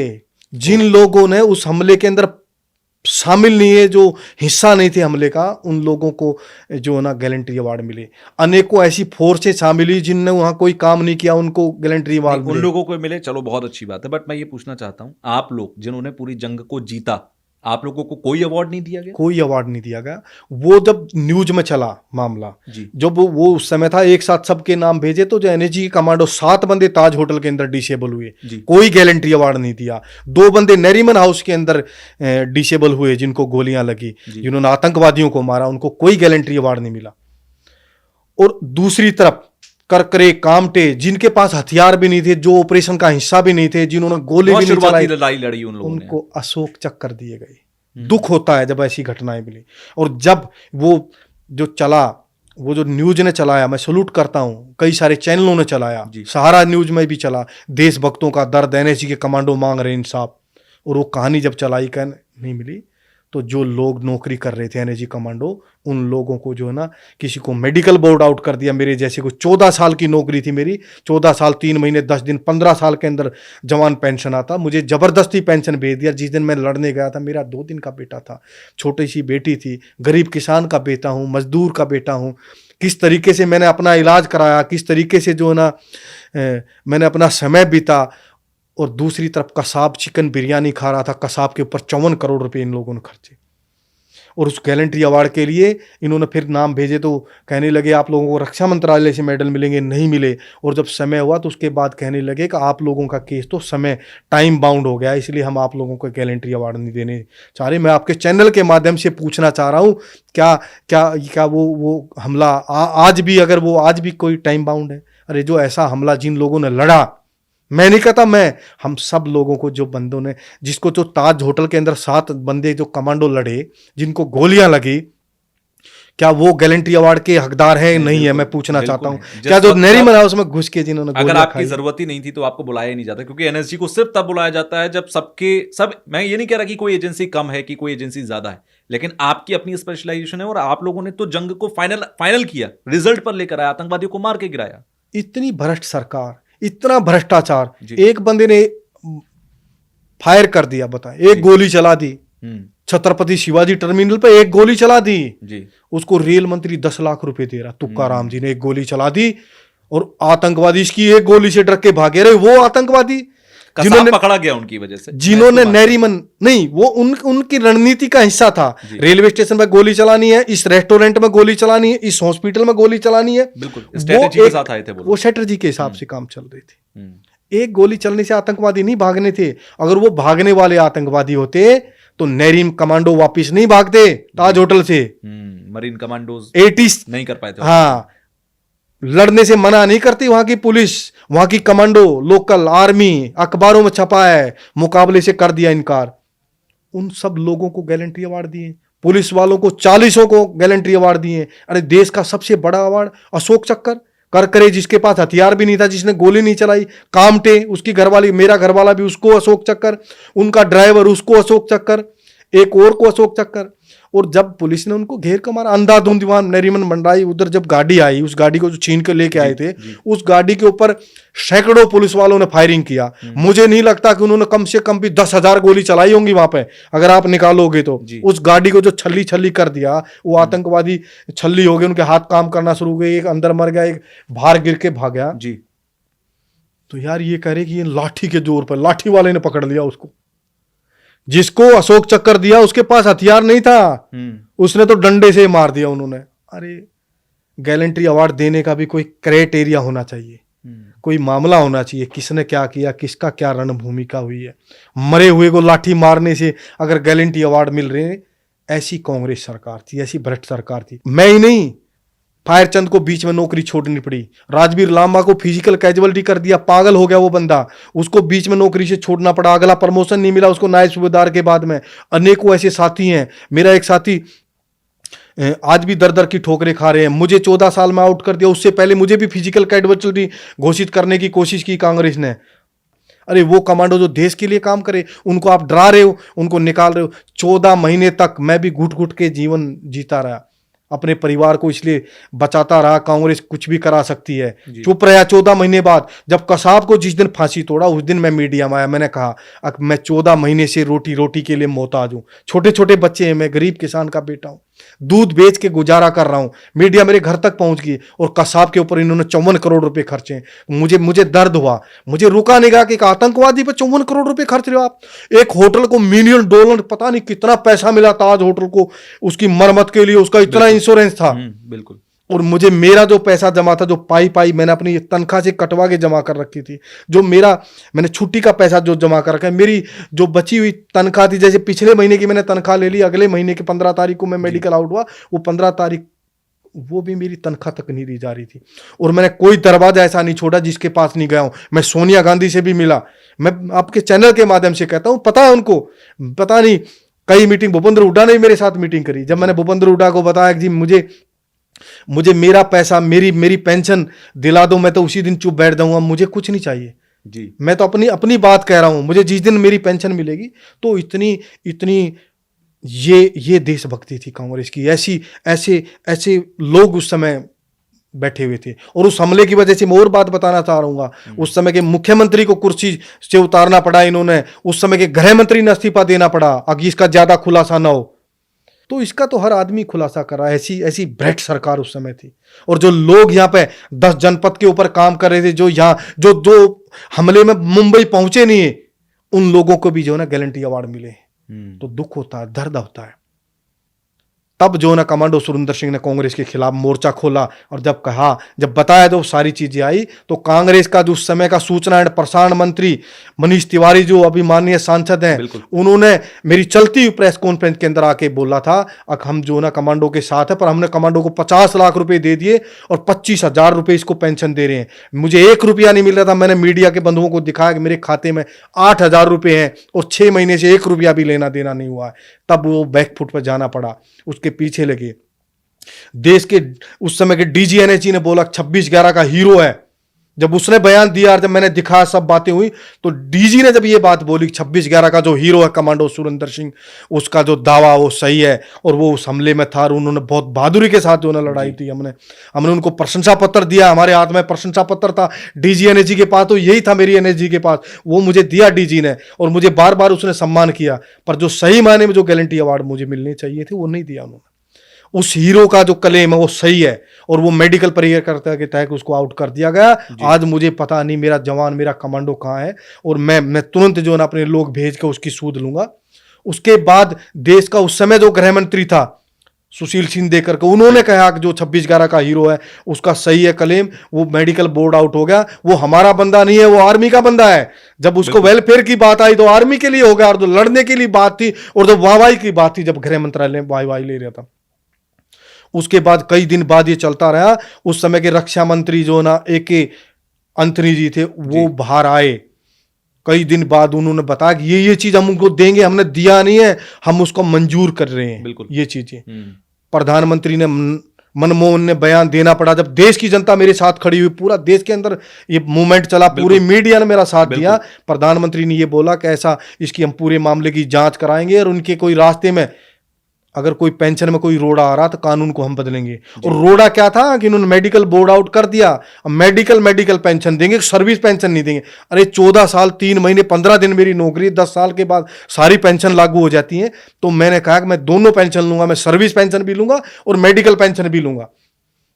तब वो सारी जांच हुई, इन्होंने लगा। और मैं 2 बार जबलपुर गया मेरे ट्रेनिंग सेंटर में, इलाहाबाद 2-3 बार जाके आया। मैंने कोई बंदा ऐसा नहीं छोड़ा मेरी पेंशन के लिए। तो इतना बड़ा दुर्भाग्य कहूंगा मैं इस देश की जनता का, ऐसे ऐसे लोग उस समय गद्दी के ऊपर बैठे हुए थे जो ना अपने कमांडो को जो ना पाई के लिए मोहताज कर दिया और एक तरफ कसाब के ऊपर 54 करोड़ रुपए खर्च दिया। उसके बाद मुझे मेडिकल के कागज दिए गए जी, अब आप अपना इलाज करा लो। 14 महीने बाद ये कार्ड आपका रहा। 14 महीने तक आपका, क्योंकि आपको तो गोलियां लगी थी। अपना इलाज, अपने पैसे से ट्रीटमेंट, अपने घर वालों का भी, माताजी पिताजी की भी जिम्मेवारी, परिवार की भी जिम्मेवारी। तो उसके बाद जो ना जब मीडिया का सपोर्ट मिला तो वे कुछ नहीं कर पाए। तो उसके बाद जो ना मंजूर हुई और उसके ठीक 19 महीने बाद, मैं देश की जनता को बता, 19 महीने बाद मुझे पेंशन मिलना शुरू हुई। अरे आप एक ऐसे ट्रेंड कमांडो को जिसने दुनिया के अंदर जाके अनेकों ट्रेनिंगों के अंदर शामिल हुआ, अनेक ऑपरेशन किए हैं, विदेशों के अंदर रहा, उसकी नॉलेज है। अरे उसकी नॉलेज का फायदा तो उठाने की बात जरूर है। उसको पेंशन भेज दिया आपने, क्योंकि आपकी जवाबदेही पाकिस्तान के प्रति थी, उन आतंकवादियों के प्रति आपकी जवाबदेही थी। मैं तो ये कहना चाहूंगा, नहीं, आपका अधिकार था पेंशन और आपको मिलनी भी चाहिए थी। एक चीज आपने भी बीच में जिक्र किया कि आप विदेशों में भी ट्रेनिंग लेकर आए। थोड़ा सा मैं एनएसजी के बारे में थोड़ा सा आपसे जानना चाहता हूं। पहली तो चीज ये कहा यह जाता है कि एनएसजी को इतनी सख्त ट्रेनिंग दिलाई जाती है, ना सिर्फ देश में, आपने कहा जैसे आप यूएनओ कांगो को भी लड़के आए, कहते हैं इजराइल भी ट्रेनिंग के लिए भेजा जाता है, जिससे कि वहां की जो एक्सपर्टीज है वो एनएसजी के कमांडोज को मिले। ये इंटरनेशनल मूवमेंट्स जो ट्रेनिंग के लिए किए जाते हैं, आपकी भी हुई होगी, क्या रहता है, कैसे ट्रेनिंग होती है वहां पर? ये जो ट्रेनिंग है ये सब देशों के बड़े बड़े देश हैं उनके साथ समझौते हैं। अच्छा। बहुत सारे देशों थे, हम हथियार भी लेते हैं। उस समय तो हथियार सारे एनएसजी के पास तो सारे विदेशों के हथियार थे उस समय। तकरीबन हमारे पास उस समय पिस्टल ग्लोक होता था, इंडिया में था ही नहीं, बाहर का, अमेरिका का MP5 होती थी, बाहर की थी। तो तमाम हथियार रशिया, इन देशों के देशों से हमने लिए हुए, उनको चलाने के लिए, ट्रेनिंग करने के लिए और ट्रेनिंग को और मजबूत आदान प्रदान करने के लिए भी विदेशों में जाते रहते हैं। मैंने भी बहुत सारी ट्रेनिंगों में, यहाँ भी विदेशियों के साथ में बहुत सारी ट्रेनिंगों में हिस्सा लिया।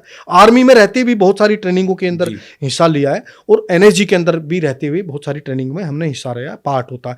ये एक स्वाभाविक है, मैक्सिमम बंदों को मौका मिल जाता। परंतु वो सिर्फ जो आर्मी से जो बंदे आते हैं, जो 51 स्पेशल एक्शन ग्रुप के अंदर होते हैं, 52 स्पेशल एक्शन ग्रुप के अंदर जो बंदे होते हैं, आर्मी के बंदे होते हैं, वही लोग जो ना इस ट्रेनिंग का हिस्सा होते हैं, वही उनका आदान प्रदान होता है। दूसरा, हम जो ना जो वीआईपी सिक्योरिटी के अंदर ये होते हैं, इनका कोई ऑपरेशन से किसी तरीके का कोई सरोकार नहीं होता। ऐसे तो 16,000 कमांडो घूमते हैं, कमांडो की वर्दी पहने हुए, जिनका कमांडो ट्रेनिंग से ही कोई लेना देना नहीं रहता, बहुत सारी चीजें।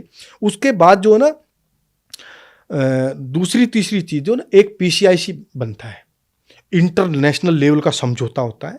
हम इंटरनेशनल लेवल पर जाके ऑपरेशन भी करते हैं जी।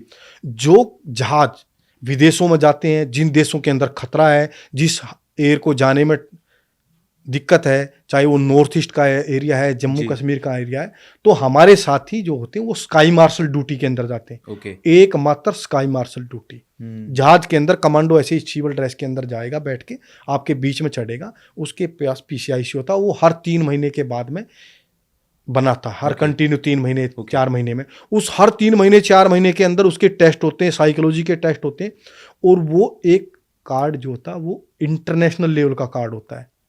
जो बात मैं यहाँ बताना चाहता हूँ आपके चैनल के, only for 51 special action group और 52 स्पेशल एक्शन ग्रुप, जो उस समय के अंदर दोनों में 300 बंदों की टुकड़ी होती थी। 51 स्पेशल एक्शन ग्रुप है, एंटी टेररिस्ट ग्रुप है, और 52 एंटी एयर हाईजैकिंग ग्रुप है। इनका प्राइमरी टास्क जो है एंटी टेररिस्ट है 51 का, और secondary type anti air hijacking है। उनका प्राइमरी एंटी एयर हाईजैकिंग है और सेकेंडरी एंटी टेररिस्ट है। बाकी ग्रुपों का बाकी किसी के पास नहीं होता। वो जिसका बना है, वो अगर पाकिस्तान के अंदर भी गया, अमेरिका के अंदर भी गया है, और कोई ऐसी सिचुएशन बढ़ गई और उसने गोली चला दी, गोली लग गई किसी सिविलियन आदमी को, आम आदमी मारा गया, तो उस देश का कानून उस कमांडो के ऊपर लागू नहीं होता। ये समझौता इंटरनेशनल लेवल का समझौता है। उस बंदे को 24 घंटे के अंदर इंडिया में लाके छोड़ना पड़ेगा, उस देश की जिम्मेवारी है। अच्छा, वो कोई भी देश हो सकता है जहां से हमारा समझौता है। वो जो पीसीआईसी वो बनता है जी, वो सब 52 और 51 वालों का भी नहीं बनता है। लिमिटेड लोग बनाए जाते हैं, लिमिटेड उसमें रहते हैं, जो उस ड्यूटी में जाएंगे वही रहते हैं। उसके लिए हर तरह की सुविधा भी दी जाती है, अच्छे कपड़े भी हमारे सिलवाए जाते हैं, हम लोगों को अच्छे स्टैंडर्ड में रहना। अब मान लो मुझे जहाज के अंदर बैठा दिया, बिजनेस क्लास के अंदर मैं बैठा हूँ जी, वीआईपी वाली सीट के ऊपर मैं बैठा हूँ, देश का बहुत बड़ा बिजनेसमैन मेरे साथ बैठा है, देश का बहुत बड़ा नेता मेरे साथ बैठा है जी, तो मैं उस नेता को भी ये नहीं बताऊंगा। मेरे साथ इवन गृह मंत्री भी देश का अगर मेरे साथ वाली सीट के ऊपर बैठा हुआ है, तो मैं उसको ये नहीं बताऊंगा मैं एनएसजी का कमांडो हूँ। उस बिजनेसमैन को मैं नहीं बताऊंगा, मैं उस बिजनेसमैन को मैं ही बताऊंगा मैं बहुत बड़ा बिजनेसमैन हूँ। मतलब बहुत ही सीक्रेट तरीके से हमको सीक्रेट तरीके से हमको वो ट्रेनिंग भी दी जाती है, पहचान छिपाई जाती है, पहचान छिपा के बैठते हो, आपके साथ बैठेंगे। जब तलाशी करने वाले लोग होते हैं वो मेरी भी तलाशी का आपकी तरह ही करेंगे। और जो क्रू होता है, जो जहाज का क्रू होता है, वो क्रू भी उस कमांडर, उस एनएसजी का जो कमांडो बैठा हुआ है उसके अधीन चलेगा। उस समय जो उसके अंदर बैठा है, उस जहाज का जो मालिक है, जो उस पूरी जहाज का इंचार्ज है, वो एनएसजी का कमांडो है।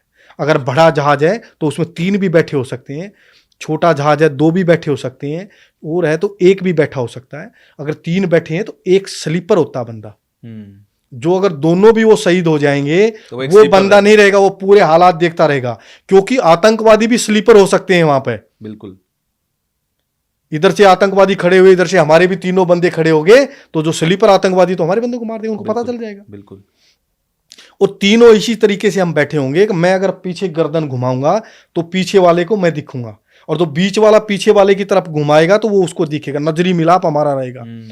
एयर होस्टेज जो होएगा, चाहे वो जेंट्स हो चाहे वो लेडीज हो जी, अगर आपकी सीट और मेरी सीट साथ में है और आपके परिवार के सदस्य साथ में है, आपके साथ कोई और है, वो आपके साथ बैठना चाहता है, तो मैं तो आपके निवेदन पर खड़ा हो जाऊंगा, ठीक है जी बैठ जाओ, पर वो एयर होस्टेज आपको नहीं बैठने देगी वहां पे, क्योंकि उस प्लानिंग का हिस्सा है, वो हमारी ट्रेनिंग का हिस्सा है। वो सीट चेंज होगी नहीं, आप सीट चेंज आपकी करा देगी, आप कहीं से भी करा लोगे जी, ठीक है। अंदर नहीं बैठते हैं हम, वो जो रास्ते के साथ वाली सीट के ऊपर ही बैठते हैं। ओके, जिससे कि तुरंत एक्शन ले पाए। जहाज उड़ने से पहले हम लोग एक क्रू पूरा उस जहाज में जितना क्रू गया है जी, उस सारे क्रू को भी मैं या मेरा साथी जो भी होगा XYZ व्यक्ति वहां पर वो ब्रीफिंग करेगा, सबको ब्रीफिंग करेगा, हम एक दूसरे को जानेंगे पहचानेंगे, ये प्रक्रिया होती है। फिर वो अपनी लाइन से जाएंगे, मैं पब्लिक की लाइन से आऊंगा। अगर मैं पहले जहाज में बैठा मिला तो आप पहला आदमी जाएगा, यूं क्यों बैठा है ना, कुछ तो है भाई, ये तो एकदम आके बैठा, या तो वीआईपी है, कुछ है जी तो उसी प्रक्रिया का हिस्सा मैं भी गुजरूंगा। मेरे पास भी पासवर्ड होगा, बिल्कुल। जब मैं आऊंगा तो पासवर्ड मैं उसको बोलूंगा जो कर रहा है, हाँ, तलाशी हाँ, ले रहा है, तो वो तो बंद कर देगा, वो टिक टिक टिक टिक वैसे घुमा देगा। हाँ। अगर वो टिक टिक बजी हाँ तो तो वो हथियार पीछे आपके मेरे पास है, पीछे जो भी पीछे जो चल रहा है उसको तो वो उसको समझ में आ जाएगा। परिफिर होगा। हो सकता है मेरे पीछे पीछे आतंकवादी चल रहा हो। आतंकवादी चल रहा है, उसको समझ में अब यार इसकी तो तलाशी हुई नहीं, तो वैसे ही आया। इसकी तो बहुत पीक बज रही थी, चेक ही नहीं करा। इसका तो झोला चेक नहीं हुआ। सब चीज चेक होंगी मेरी, आपसे आपसे भी ज्यादा चेक होंगी, पर मैं उस तरीके से कोड वर्ड पहले ही पता लग जाएगा, सबका मालूम होगा, उनको सबको पता होता है। रोज की प्रक्रिया है, रोज बहुत सारे एनएसजी के कमांडो जो 51 स्पेशल एक्शन ग्रुप 52 के आते जाते रहते हैं, दिन रात प्रक्रिया चलती रहती है। ठीक है, उस समय हम बड़े हथियार नहीं लेके चलते, वो हमारे पास पिस्टल होते हैं, छोटे पिस्टल होते हैं। तो उन प्रक्रियाओं से गुजरना तो वो उन्हीं आदमी के पास होता है। इंटरनेशनल लेवल पर ट्रेनिंग इसलिए होती है, इजराइल के कमांडो भी बहुत बेहतरीन कमांडो माने जाते हैं, पर मैं नहीं मानता हिंदुस्तान से बड़े कमांडो जज्बा से जो कमांडो यहाँ है, वो नहीं कहीं है। नहीं है। ऐसा ऑपरेशन 26/11 जैसा ऑपरेशन, ऐसा ऑपरेशन जो ना मंदिर वाला अक्षरधाम मंदिर जैसा ऑपरेशन, एनएसजी की जरूरत ठीक है, पड़ी थी। कई देशों ने ऑपरेशन किए हैं। जी एक पिक्चर हॉल के अंदर भी कौन से देश के अंदर एक ऑपरेशन किया था, पर वहां के इन कमांडो ने क्या किया, ऐसी गैस छोड़ दी थी कि लोग बेहोश हो गए थे, तब उन्होंने वो ऑपरेशन किया था। जी उससे क्या हुआ था, अब जो बूढ़े और बच्चे होते हैं उनकी जान पर बनाई थी, जान चली जाती है। जी उन बेहोशी के हालात में उन आतंकवादियों को पकड़ा था ये सिचुएशन करके। पर एनएसजी के कमांडो ऐसे कमांडो हैं पूरी दुनिया के अंदर जो ऑपरेशन जो करते हैं, वो जो ना ऑफेंसिव लड़ाई करते हैं। 627 सिविलियंस के बीच में वो 4-5 आतंकवादियों को मारकर 627 को बचाना एक खुद में बहुत काबिलियत की बात है। मैं जख्मी हालात में, मुझे गोलियां लगने के बाद आतंकवादियों को, 2 आतंकवादियों को, एक दो को मारा, उससे भी पहले मारा, और 627 आदमी को ताज होटल से रेस्क्यू किया है। और मेरे चेहरे के ऊपर कोई वो नहीं था। मेरे साथियों को गोली 8-8 गोली लगी मेरे साथी पर, लड़ने से ये नहीं था, नहीं लड़ना मारना है। ठीक है, ये जज्बा है, या मरेंगे या मारेंगे, 2 ही चीज है। वहां कोई बचना नहीं है, डू एंड डाई, करो या मरो। ठीक है, उसके एनएसजी के बाद तो कुछ बचा ही नहीं, कुछ है ही नहीं। तो ये ऑपरेशन करने का सौभाग्य मिलता है, ऐसी ट्रेनिंग करने का भी जो ना सौभाग्य मिलता है, चाहे वो इजराइल के साथ ट्रेनिंग करने का मौका हो, चाहे इवन मैं तो पाकिस्तान फोर्स के साथ भी रहा हूँ। अच्छा। यूएनओ के अंदर मैं रहा हूँ, उसमें हमारे साथ हमारे ही ब्रिगेड में पाकिस्तान आर्मी भी थी और कई देशों की आर्मी थी। मैंने तो जो है ना कांगो कमांडो ब्रिगेड के साथ भी रह के आया हुआ हूँ। यूएनओ के अंदर जो है ना रवांडा, युगांडा, बहुत सारे देशों में एसआरएसजी के साथ भी रहा हूँ। अच्छा। मैं, बहुत बड़ी बात है, जो दूसरे नंबर की पोस्ट होती थी उस समय बताते थे मुझे, तो जो कोफी अन्नान के बाद सेकंड पोस्ट थी, उसकी पर्सनल जो है ना सिक्योरिटी के अंदर रहने का भी मुझे मौका मिला है। तो अनेकों जगह भूटान में जाने का मौका मिला है, नेपाल में जाने का मौका मिला है, पाकिस्तान में जाने का सौभाग्य मिला है। रेकी पेट्रोल होती है एक हमारी, 3 कमांडो 2 कमांडर ऐसे जाते हैं, सेना का हिस्सा है, जाना पड़ता है। उससे जो ना यूनिट जो ना अपने उससे निकाल देती है, रेकी पेट्रोल वाले जाने वाले अपनी नफरी से निकाल देती है, पता नहीं वो जिंदा आएंगे मरेंगे क्या होगा। तो ऐसी कोई घटना हो जाती है तो उसको नहीं बताया जाता ये हमारे लोग हैं। और मैं नहीं, अनेकों लोग जो ना आज भी पाकिस्तान के अंदर हमारे लोग बैठे हुए स्लीपर जो काम कर रहे हैं, सैनिक है, उनको भी सलूट करना चाहिए। मैं तो हर आदमी को कहूँगा, हर जब सैनिक मिलता है तो उसको हमको सलूट करना चाहिए। हमको जो कोई साथी मिलता है, रेल में मिलता है, तो उसको हमने अपनी सीट पर बैठा लेना चाहिए। यही बहुत बड़ा सौभाग्य। हमने भी बहुत बाथरूमों के पास बैठ के सफर किए, पर हम कभी ये मानते नहीं। जवानों के लिए इस देश में पूरा सम्मान है। हाँ, नहीं बिल्कुल, हर व्यक्ति सम्मान करता है, इतना सैल्यूट करे ना करे, दिल में सैल्यूट कर रहा होता है। इतना सम्मान है, मैं दिल्ली की जनता को सैल्यूट करता हूँ, देश की जनता को सैल्यूट करता हूँ। अच्छा, एक सवाल और मेरा आपसे है, भारत के कमांडोज सबसे ऊपर हैं, इसमें कोई दो राहे नहीं है, लेकिन दूसरे नंबर पर अगर मैं बोलूं किसी देश के कमांडोज या वहां के जज्बे को लेकर, आप किस देश के कमांडोज को मानेंगे जो भारत के बाद आते हैं? देखो, भारत के बाद तो हर देश अपने अपने कमांडो को अच्छा बताता है। इजराइल के बहुत अच्छे कमांडो, अमेरिका के पास भी बहुत अच्छी टीम है, अमेरिका का स्काउट है वहाँ के, और बहुत सारे देशों के पास ऐसी, लेकिन उनके पास इतना आर्मर, इतनी आत्मविश्वास नहीं है। अगर वो बेस्ट है तो हमारे पास उनके बंदे जो ना 48 घंटे 72 घंटे नहीं लड़ सकते और आर्मर पर चल रहे हैं वो। ये तो जो है ना, ये जज्बा तो जो है ना, चने खा के गुड़ खा के, ये तो अंग्रेज भी मानते हैं कि जो है ना ऐसे लोग हैं, ऐसी टीम है। जब मुझे मेरा कमांडर जो मुझे मोटिवेट कर रहा था, मुझे आईजी ऑपरेशन मोटिवेट कर रहा था, हालांकि हमें मोटिवेशन की जरूरत नहीं होती, हमको तो आदेश दिया जाता कि यहाँ कुएं में कूदना तो कूदना है, ठीक है। पर तो वो मुझे मोटिवेट कर रहा था, तो मुझे मैं बाईकाट जाट हूँ। मैं जाटों के लिए जो है ना वो जज्बा दिलाने वाली बात, उन अंग्रेजों वाली बात की, अंग्रेज भी मानते थे कि दिल्ली के आसपास जो है ना जाट रहते हैं और उनको लगाओ, गुड़ चुना खा के भी जो है ना लड़ाई लड़ देंगे, वो भूखे रह के मिट्टी खा के भी जो है ना लड़ाई लड़ देंगे। तो जाट रेजिमेंट ने इतिहास रच दिया। फिर मैं ग्रेनेडियर का सिपाही, तो जाट के भी बहुत वो है, बड़ी लड़ाइयाँ लड़ी हैं। जाट रेजिमेंट का भी बड़ा सौभाग्य, नहीं वो ग्रेनेडियर का भी बड़ा सौभाग्य। हमारी रेजिमेंट को 4-4 परमवीर चक्कर मिले हैं। तो 50% हमारे वहाँ भी जाट हैं। तो वो सारी चीज़ें, उनको जो मोटिवेशन था, फिर उन्होंने कारगिल की लड़ाई का भी मेरा जो बड़ा सौभाग्य रहा मुझे वहाँ लड़ने का, उसके बारे में भी उन्होंने बताया। तो जो उसने मुझे आईजी साहब जब कह रहे थे, तो जाट जहाँ मूवमेंट करते हैं और जाट बोला जब मरा जानिए, जब उसके अभी तो सुरेंद्र सिंह कमांडो बोला, अब तो तू पैरों पर खड़ा है, इतनी गोली बोली, ये स्प्लेंडर कोई मायने नहीं रखते। और उन्होंने बोल के डॉक्टर साहब को मुझे वहाँ तुरंत वहीं इंजेक्शन लगवा दिया। पूरी टीम थी और गर्म पानी, हमें पानी के लिए कहा तो गर्म पानी, बोला गर्म पानी पिलाओ यार, जो और गर्म हो। हाँ, वो हरियाणा के रहने थे जो ना, वैसे जो ना बानिया थे, हरियाणा के रहने वाले थे। अरे बोला जो जाट, तो बोला जो हाली होता है, जो खेत में काम करता है, उसको पानी गर्म पीता, दिन भर वो हांडी जो रहती है वो पेड़ के नीचे गर्म हो जाती है, गर्म पानी पिलाओ बोला इसको। और तो ऐसा सौभाग्य जो है ना प्राप्त हुआ एनएसजी के अंदर। तो मुझे लगता नहीं कि जो है ना एनएसजी से बड़ा जो है कोई देश के अंदर, एनएसजी कमांडो से बड़ा जो भी कोई होगा। और मैं अगर वो मीडिया नहीं दिखाती, अब तो देश मानता है, पहले तो पता नहीं। अरे हमको तो डिसमेंटल कर रहे थे कांग्रेस, हमको, हमारे पास हथियार नहीं थे ढंग के, हमारे पास इक्विपमेंट नहीं था। मैं आपको बताना चाह रहा हूं, ये चीज मैं बताऊं, वो जो बुलेट प्रूफ थी हमारे पास, वो बांध के ऐसे रस्सी बांध के हम चल रहे थे। वो इतनी भारी बुलेट प्रूफ थी, क्योंकि इनका कांग्रेस का तो ये कहना था कि एनएसजी की तो आवश्यकता ही नहीं है। अक्षरधाम मंदिर ऑपरेशन के बाद एनएसजी की कभी जरूरत नहीं पड़ी, तो वहां पे हमारी तरफ कोई गौर नहीं। कईयों बार इक्विपमेंट, हथियार खरीदने के बहुत सारे प्रपोजल जो ना भारत सरकार के पास पेंडिंग पड़े थे। और मैं ये मानता हूं, अगर 26/11 का ऑपरेशन नहीं होता तो एनएसजी को शायद ये डिसमेंटल कर देती। बल्कि मुझे लगता है देश के बहुत बड़ी संख्या ऐसी थी जिसको पता ही नहीं था कि एनएसजी भी इस देश में है और उसको क्या उसका काम है, वो कितनी क्षमताएं उनकी है। लेकिन 26/11 के बाद इस देश के बच्चे को, इस जनरेशन को तो एटलीस्ट पता है कि एनएसजी की काबिलियत क्या है, क्योंकि अक्षरधाम में हुआ एक ऑपरेशन, उसके बाद फिर 26/11 में हुआ। एक लास्ट क्वेश्चन मेरा छोटा सा आपसे है, मैं एक ऐड करना चाहूंगा। आप जो बात करें, मैं आपकी बात को बढ़ाना चाहूंगा।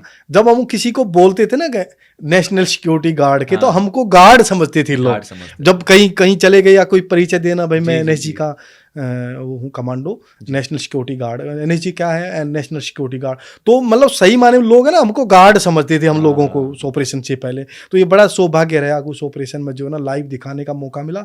हालांकि उससे नुकसान जब हो रहा था, एनएसजी को का जब पता चला, हम लोगों ने पता कि इससे हमको नुकसान हो रहा है, तो देश की ब्रॉडकास्टिंग और पूरे इनको मैं सलूट करता हूं, उन्होंने डिले दिखाना शुरू किया उसके बाद, क्योंकि उनको पता नहीं था पहले। वो भी मीडिया की एक नासमझी थी, अंदाजा नहीं था कि ऐसा भी इसका एक इम्पैक्ट आ सकता है। लेकिन उसके बाद मैं खुद मीडिया का पार्ट रहा, उसके बाद 2008 से लेकर 2024 तक, मैं अभी तक हमेशा, उसके बाद भी जो भी सिचुएशंस आई, हम लोगों को एक बहुत क्लियर कट एक गाइडलाइन दिमाग में हमेशा रही कि लाइव नहीं दिखाना। बहुत सारे ऑपरेशंस लाइव होते हैं जिन पर हमारे मीडिया कर्मी वहां पर होते हैं। उसके बाद हम लोगों के दिमाग में हमेशा रहा, हमारे एडिटर्स ने इस बात को फिर पॉइंट आउट किया कि लाइव नहीं दिखाना है, डिले दिखाना है। तो ये चीज बहुत जरूरी थी। एक लास्ट में एक हमने कुछ पॉडकास्ट में सुना कि एक एनएसजी के कमांडोज के लिए ग्लास ईटिंग सेरेमनी होती है, उसका सच क्या है? एनएसजी के अंदर कोई ऐसी गिलास ईटिंग सेरेमनी नहीं होती है। अच्छा। कोई दारू का प्रोत्साहन नहीं है वहाँ पे, किसी को दारू पिलाने का कोई ऐसा सिस्टम नहीं है। मैंने सुना कि सेरेमनी में वो ग्लास तोड़कर दांत से चबाना पड़ता है, ऐसा कुछ है? नहीं, कोई ऐसा नहीं है। कोई गिलास तोड़ के शीशा चबाने वाला, अरे भाई कैसे चबाओगे? एक एनएसजी का कमांडो आप तैयार कर रहे हो, जिसकी ट्रेनिंग में आपने करोड़ रुपए खर्च कर दिए, उसको क्या कहाँ से कहाँ बना दिया, और उसको आप गिलास चबाओगे, शीशा खिलाओगे? अरे शीशा तो ऑर्गन तो सबके ऐसे ही है, ऐसी ही मेरी जीभ ऐसा है, मेरा दांत ऐसा ही है, उससे क्या हो जाएगा? मैं एनएसजी का कमांडो हो गया तो कोई मैं गिलास खाने लग जाऊंगा, मैं लोहा खाने लग जाऊंगा, या मुझे कोई सांप ने डस लिया तो मैं मरूंगा नहीं? ऐसा कुछ नहीं है, ये सब झूठी बातें हैं और ऐसी जो मड़घड़ंत कहानियां हैं जो ये बनाते हैं, ऐसी इनसे बचना चाहिए। मैं और भी कोई अगर ऐसा कोई कमांडो साथी आता, ऐसी झूठ ना फैलाएं, ऐसा भ्रम ना फैलाएं लोगों के अंदर कि लोग हमसे दूरी बनाने लग जाएं। ऐसा नहीं, हम भी वही रोटी खाते हैं, वही गेहूँ, वही अनाज, वही सारी चीज़ें होती हैं, वही फल फ्रूट वो सब चीज़ें मिलती हैं। और एनएसजी या किसी भी कमांडो या किसी भी सैनिक को दारू पीने के लिए, दारू पिलाने के लिए किसी तरह का भी वो नहीं होता है। सिर्फ दारू एक ठंडे इलाके के अंदर एक ऐसी दवा के रूप में काम करती है या कई सारी चीज़ों के लिए जो ना लागू होती है, हर कमांडो हर जवान को लागू होती है। दूसरा, मैं पैरामिलिट्री वालों को, ये जो आगे ब्रॉडकास्टिंग जो फालतू का कर रहे हैं, इनको बताना चाहता हूँ, पैरामिलिट्री इन लोगों को तो दारू लागू ही नहीं है। दारू तो सिर्फ आर्मी के जवान के लिए लागू है, सिर्फ डिफेंस फोर्स के लिए ही दारू लागू है, बोतल लागू है। वो तो रिटायरमेंट के भी लागू इसलिए है, कैसी कैसी सिचुएशन में नौकरी की है, कैसे कैसे ऑपरेशन की है, कारगिल हुआ, बहुत सारी कई जगह पानी हाई एल्टीट्यूड एरिया के अंदर होता है, कई जगह सियाचिन हुआ, कई जगह पानी की नहीं, वहां भी वैसे दारू पीना लागू नहीं, वहां तो और कम हो जाती है, वहां ज्यादा नहीं, क्योंकि ऑक्सीजन नहीं है, पी के और वो ड्रामा हो जाएगा फालतू का, उसको बीमारियां लग जाएंगी। एक लेवल उस दवा के तरीके से, और जो लेना चाहिए बस उसी को, बाकी को नहीं है। और ऐसी कोई कांच तोड़ सरमोनी, कोई ऐसी नाग तोड़ सरमोनी, कोई बंदूक तोड़ सरमोनी, ऐसा कुछ नहीं होता है। ऐसी कोई वो नहीं है। ये बहुत सारे लोग अपनी दारू पार्टी करने वाले, वो ड्रामाबाजी, कभी कभी ऐसा होता है, कोई गेट टुगेदर होता है, कोई सेलिब्रेशन हो रहा है, देखो वहाँ दारू का प्रचलन है, दारू पीने वाले दारू पियेंगे, और ऐसे प्रचलन के अंदर कोई दारू नहीं पीता तो नहीं पीता, वो जूस पियो, फ्रूट खाओ, जो मीट मच्छी नहीं खाता उसके लिए शुद्ध शाकाहारी होगा।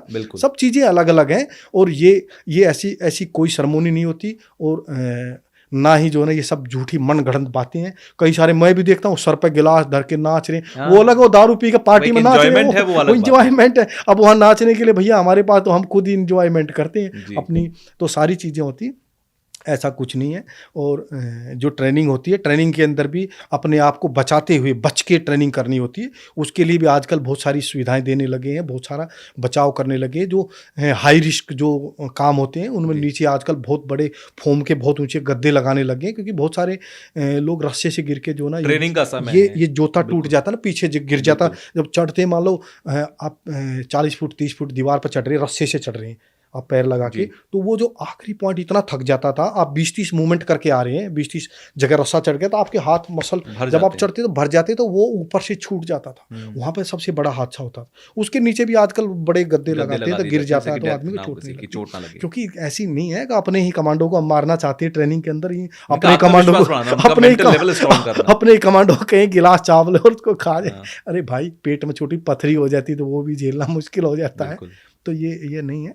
और सेफ रहते ही अच्छे हथियार, अच्छी ट्रेनिंग दी जा रही है। और अब जो है ना, मैं कहूँगा देश के प्रधानमंत्री ने, अभी नरेंद्र भाई मोदी जी ने, देश के ओजस्वी गृह मंत्री अमित शाह जी ने, रक्षा मंत्री जी ने जो बदलाव लेके आए हैं, जो ट्रेनिंग और हथियार का, आज देश के अंदर हथियार बन रहे, दूसरे देशों को हम बेच रहे हैं, तो आज तो अलग ही जलवा है जी एनएससी का। चलिए, बहुत बहुत धन्यवाद। जय हिंद सर। मुझे लगता है कि मेरे जितने भी व्यूअर्स इसको देख रहे हैं और देश के 140 करोड़ जनता की तरफ से मैं आपको जय हिंद बोलता हूं। आप लोगों की वजह से 26/11 ना सिर्फ हमने 627 लोगों को आपने बचाया, बल्कि आपने पाकिस्तान को, आतंकवादियों को यह बताया कि तुम कितनी ही प्लानिंग से आओ, कितनी ही स्ट्रेटेजी लगाओ, अंतोगत्वा जीतेगी हमारी देश की फौज, हमारी देश का जज्बा और हमारे देश की आप सुरक्षा घेरे को तोड़ नहीं पाएंगे। आप चोट पहुंचा सकते हैं, तोड़ नहीं पाएंगे आप हमारे देश को। यह बताना आप लोगों की वजह से संभव हुआ। हम तो कुछ नहीं है सर, हम तो घर बैठ के सिर्फ टीवी देख सकते थे, हकीकत यही है, लेकिन आप लोगों ने करके दिखाया, इसके लिए बहुत बहुत धन्यवाद। चैनल में चला, बहुत अखबारों में भी लिखा हुआ है जी, जुनून जज्बा जीता, जज्बे की जय। बिल्कुल, झूमा ताज, जज्बे को सलाम। आपके पास भी थी बंदूक, तो उनके पास भी थी, हमारी से तगड़ी, उनके पास वो तो AK-47 से फायरिंग करे, हमारे पास MP5 थी, छोटा हथियार, हल्का हथियार। तो जज्बा वो लिखा, ताज हुआ आजाद, बहुत अखबारों में आया, जज्बे को, जुनून को सलाम। बहुत लोगों ने बड़ा सम्मान किया, बहुत लोगों को अच्छा लगा। सम्मान तो देश के दम तक हमारे दिल में। और मैं तो यही मैसेज देना चाहूँगा आपके चैनल के माध्यम से, इस देश के लिए, भारत माता के लिए मुझे पसीना बहाने का भी मौका मिला, कारगिल लड़ने का भी मौका मिला, UNO में जाके भी लड़ने का मौका मिला, 26/11 अनेक ऑपरेशन किए हमने। एक टाइम जो है ना, हमने UNO में ऑपरेशन किया, सैकड़ों आतंकवादियों को एक ही साथ मारा हमने, 4 लोगों ने। तो वो एक अलग है, पर अपने देश के, वहां लड़ रहे थे दूसरे, वो जुनून वहां नहीं था जो जुनून यहाँ पे था। यहाँ अपने लोगों के लिए लड़ने के लिए जो जुनून था ना, वहां शहीद होने का वो नहीं था। वहाँ वो भाव नहीं थे, पर यहाँ जब ताज के अंदर मैं लड़ रहा था ना, यहाँ मेरे भाव अलग ही थे। कारगिल में जब हम लड़ रहे थे, जब तो हम नए रंगरूट थे, जब भाव अलग थे। तो जो जज्बा है ना, जो जुनून जो आप बात करें जी। ना, लड़ाई जुनून की साहब, जो अंदर से जो निकलता है ना, लड़ाई साहस की है। जो ये नारा भी है, एनएसजी का नारा साहस की विजय, और हमारा ग्रेनेडियर का नारा सर्वदा शक्तिशाली। जब कारगिल की लड़ाई लड़ रहे थे, जो पहाड़ियों पर चढ़ रहे थे, तो सर्वदा सर्वदा शक्तिशाली शक्तिशाली। नारा लगा के, और जो आखिरी लड़ाई लड़ते बेनेट फाइटिंग करता है जी। जवान, तो वो बात अलग ही है। तो देश के युवाओं को मैं कहना चाहूँगा, देश के युवाओं को जब भी मौका मिले भारतीय सेना में जाके, जहाँ भी मौका मिले पैरामिलिट्री में जाके देश की ड्यूटी करें। नहीं तो कहीं भी जहाँ भी रहें, चाहे आप किसी टीवी चैनल में हैं, किसी दुकानदार हैं, बिजनेसमैन हैं, सबसे पहले देश सर्वोपरि है। देश के लिए काम करें, एकता के साथ काम करें, एकता के साथ रहें, भारत माता के साथ रहें, और देश के लिए, अपने धर्म के लिए प्रति जो है ना, हमेशा वफादार रहें। चलिए यही सर, कहना चाहूँगा। भारत माता की जय। जय।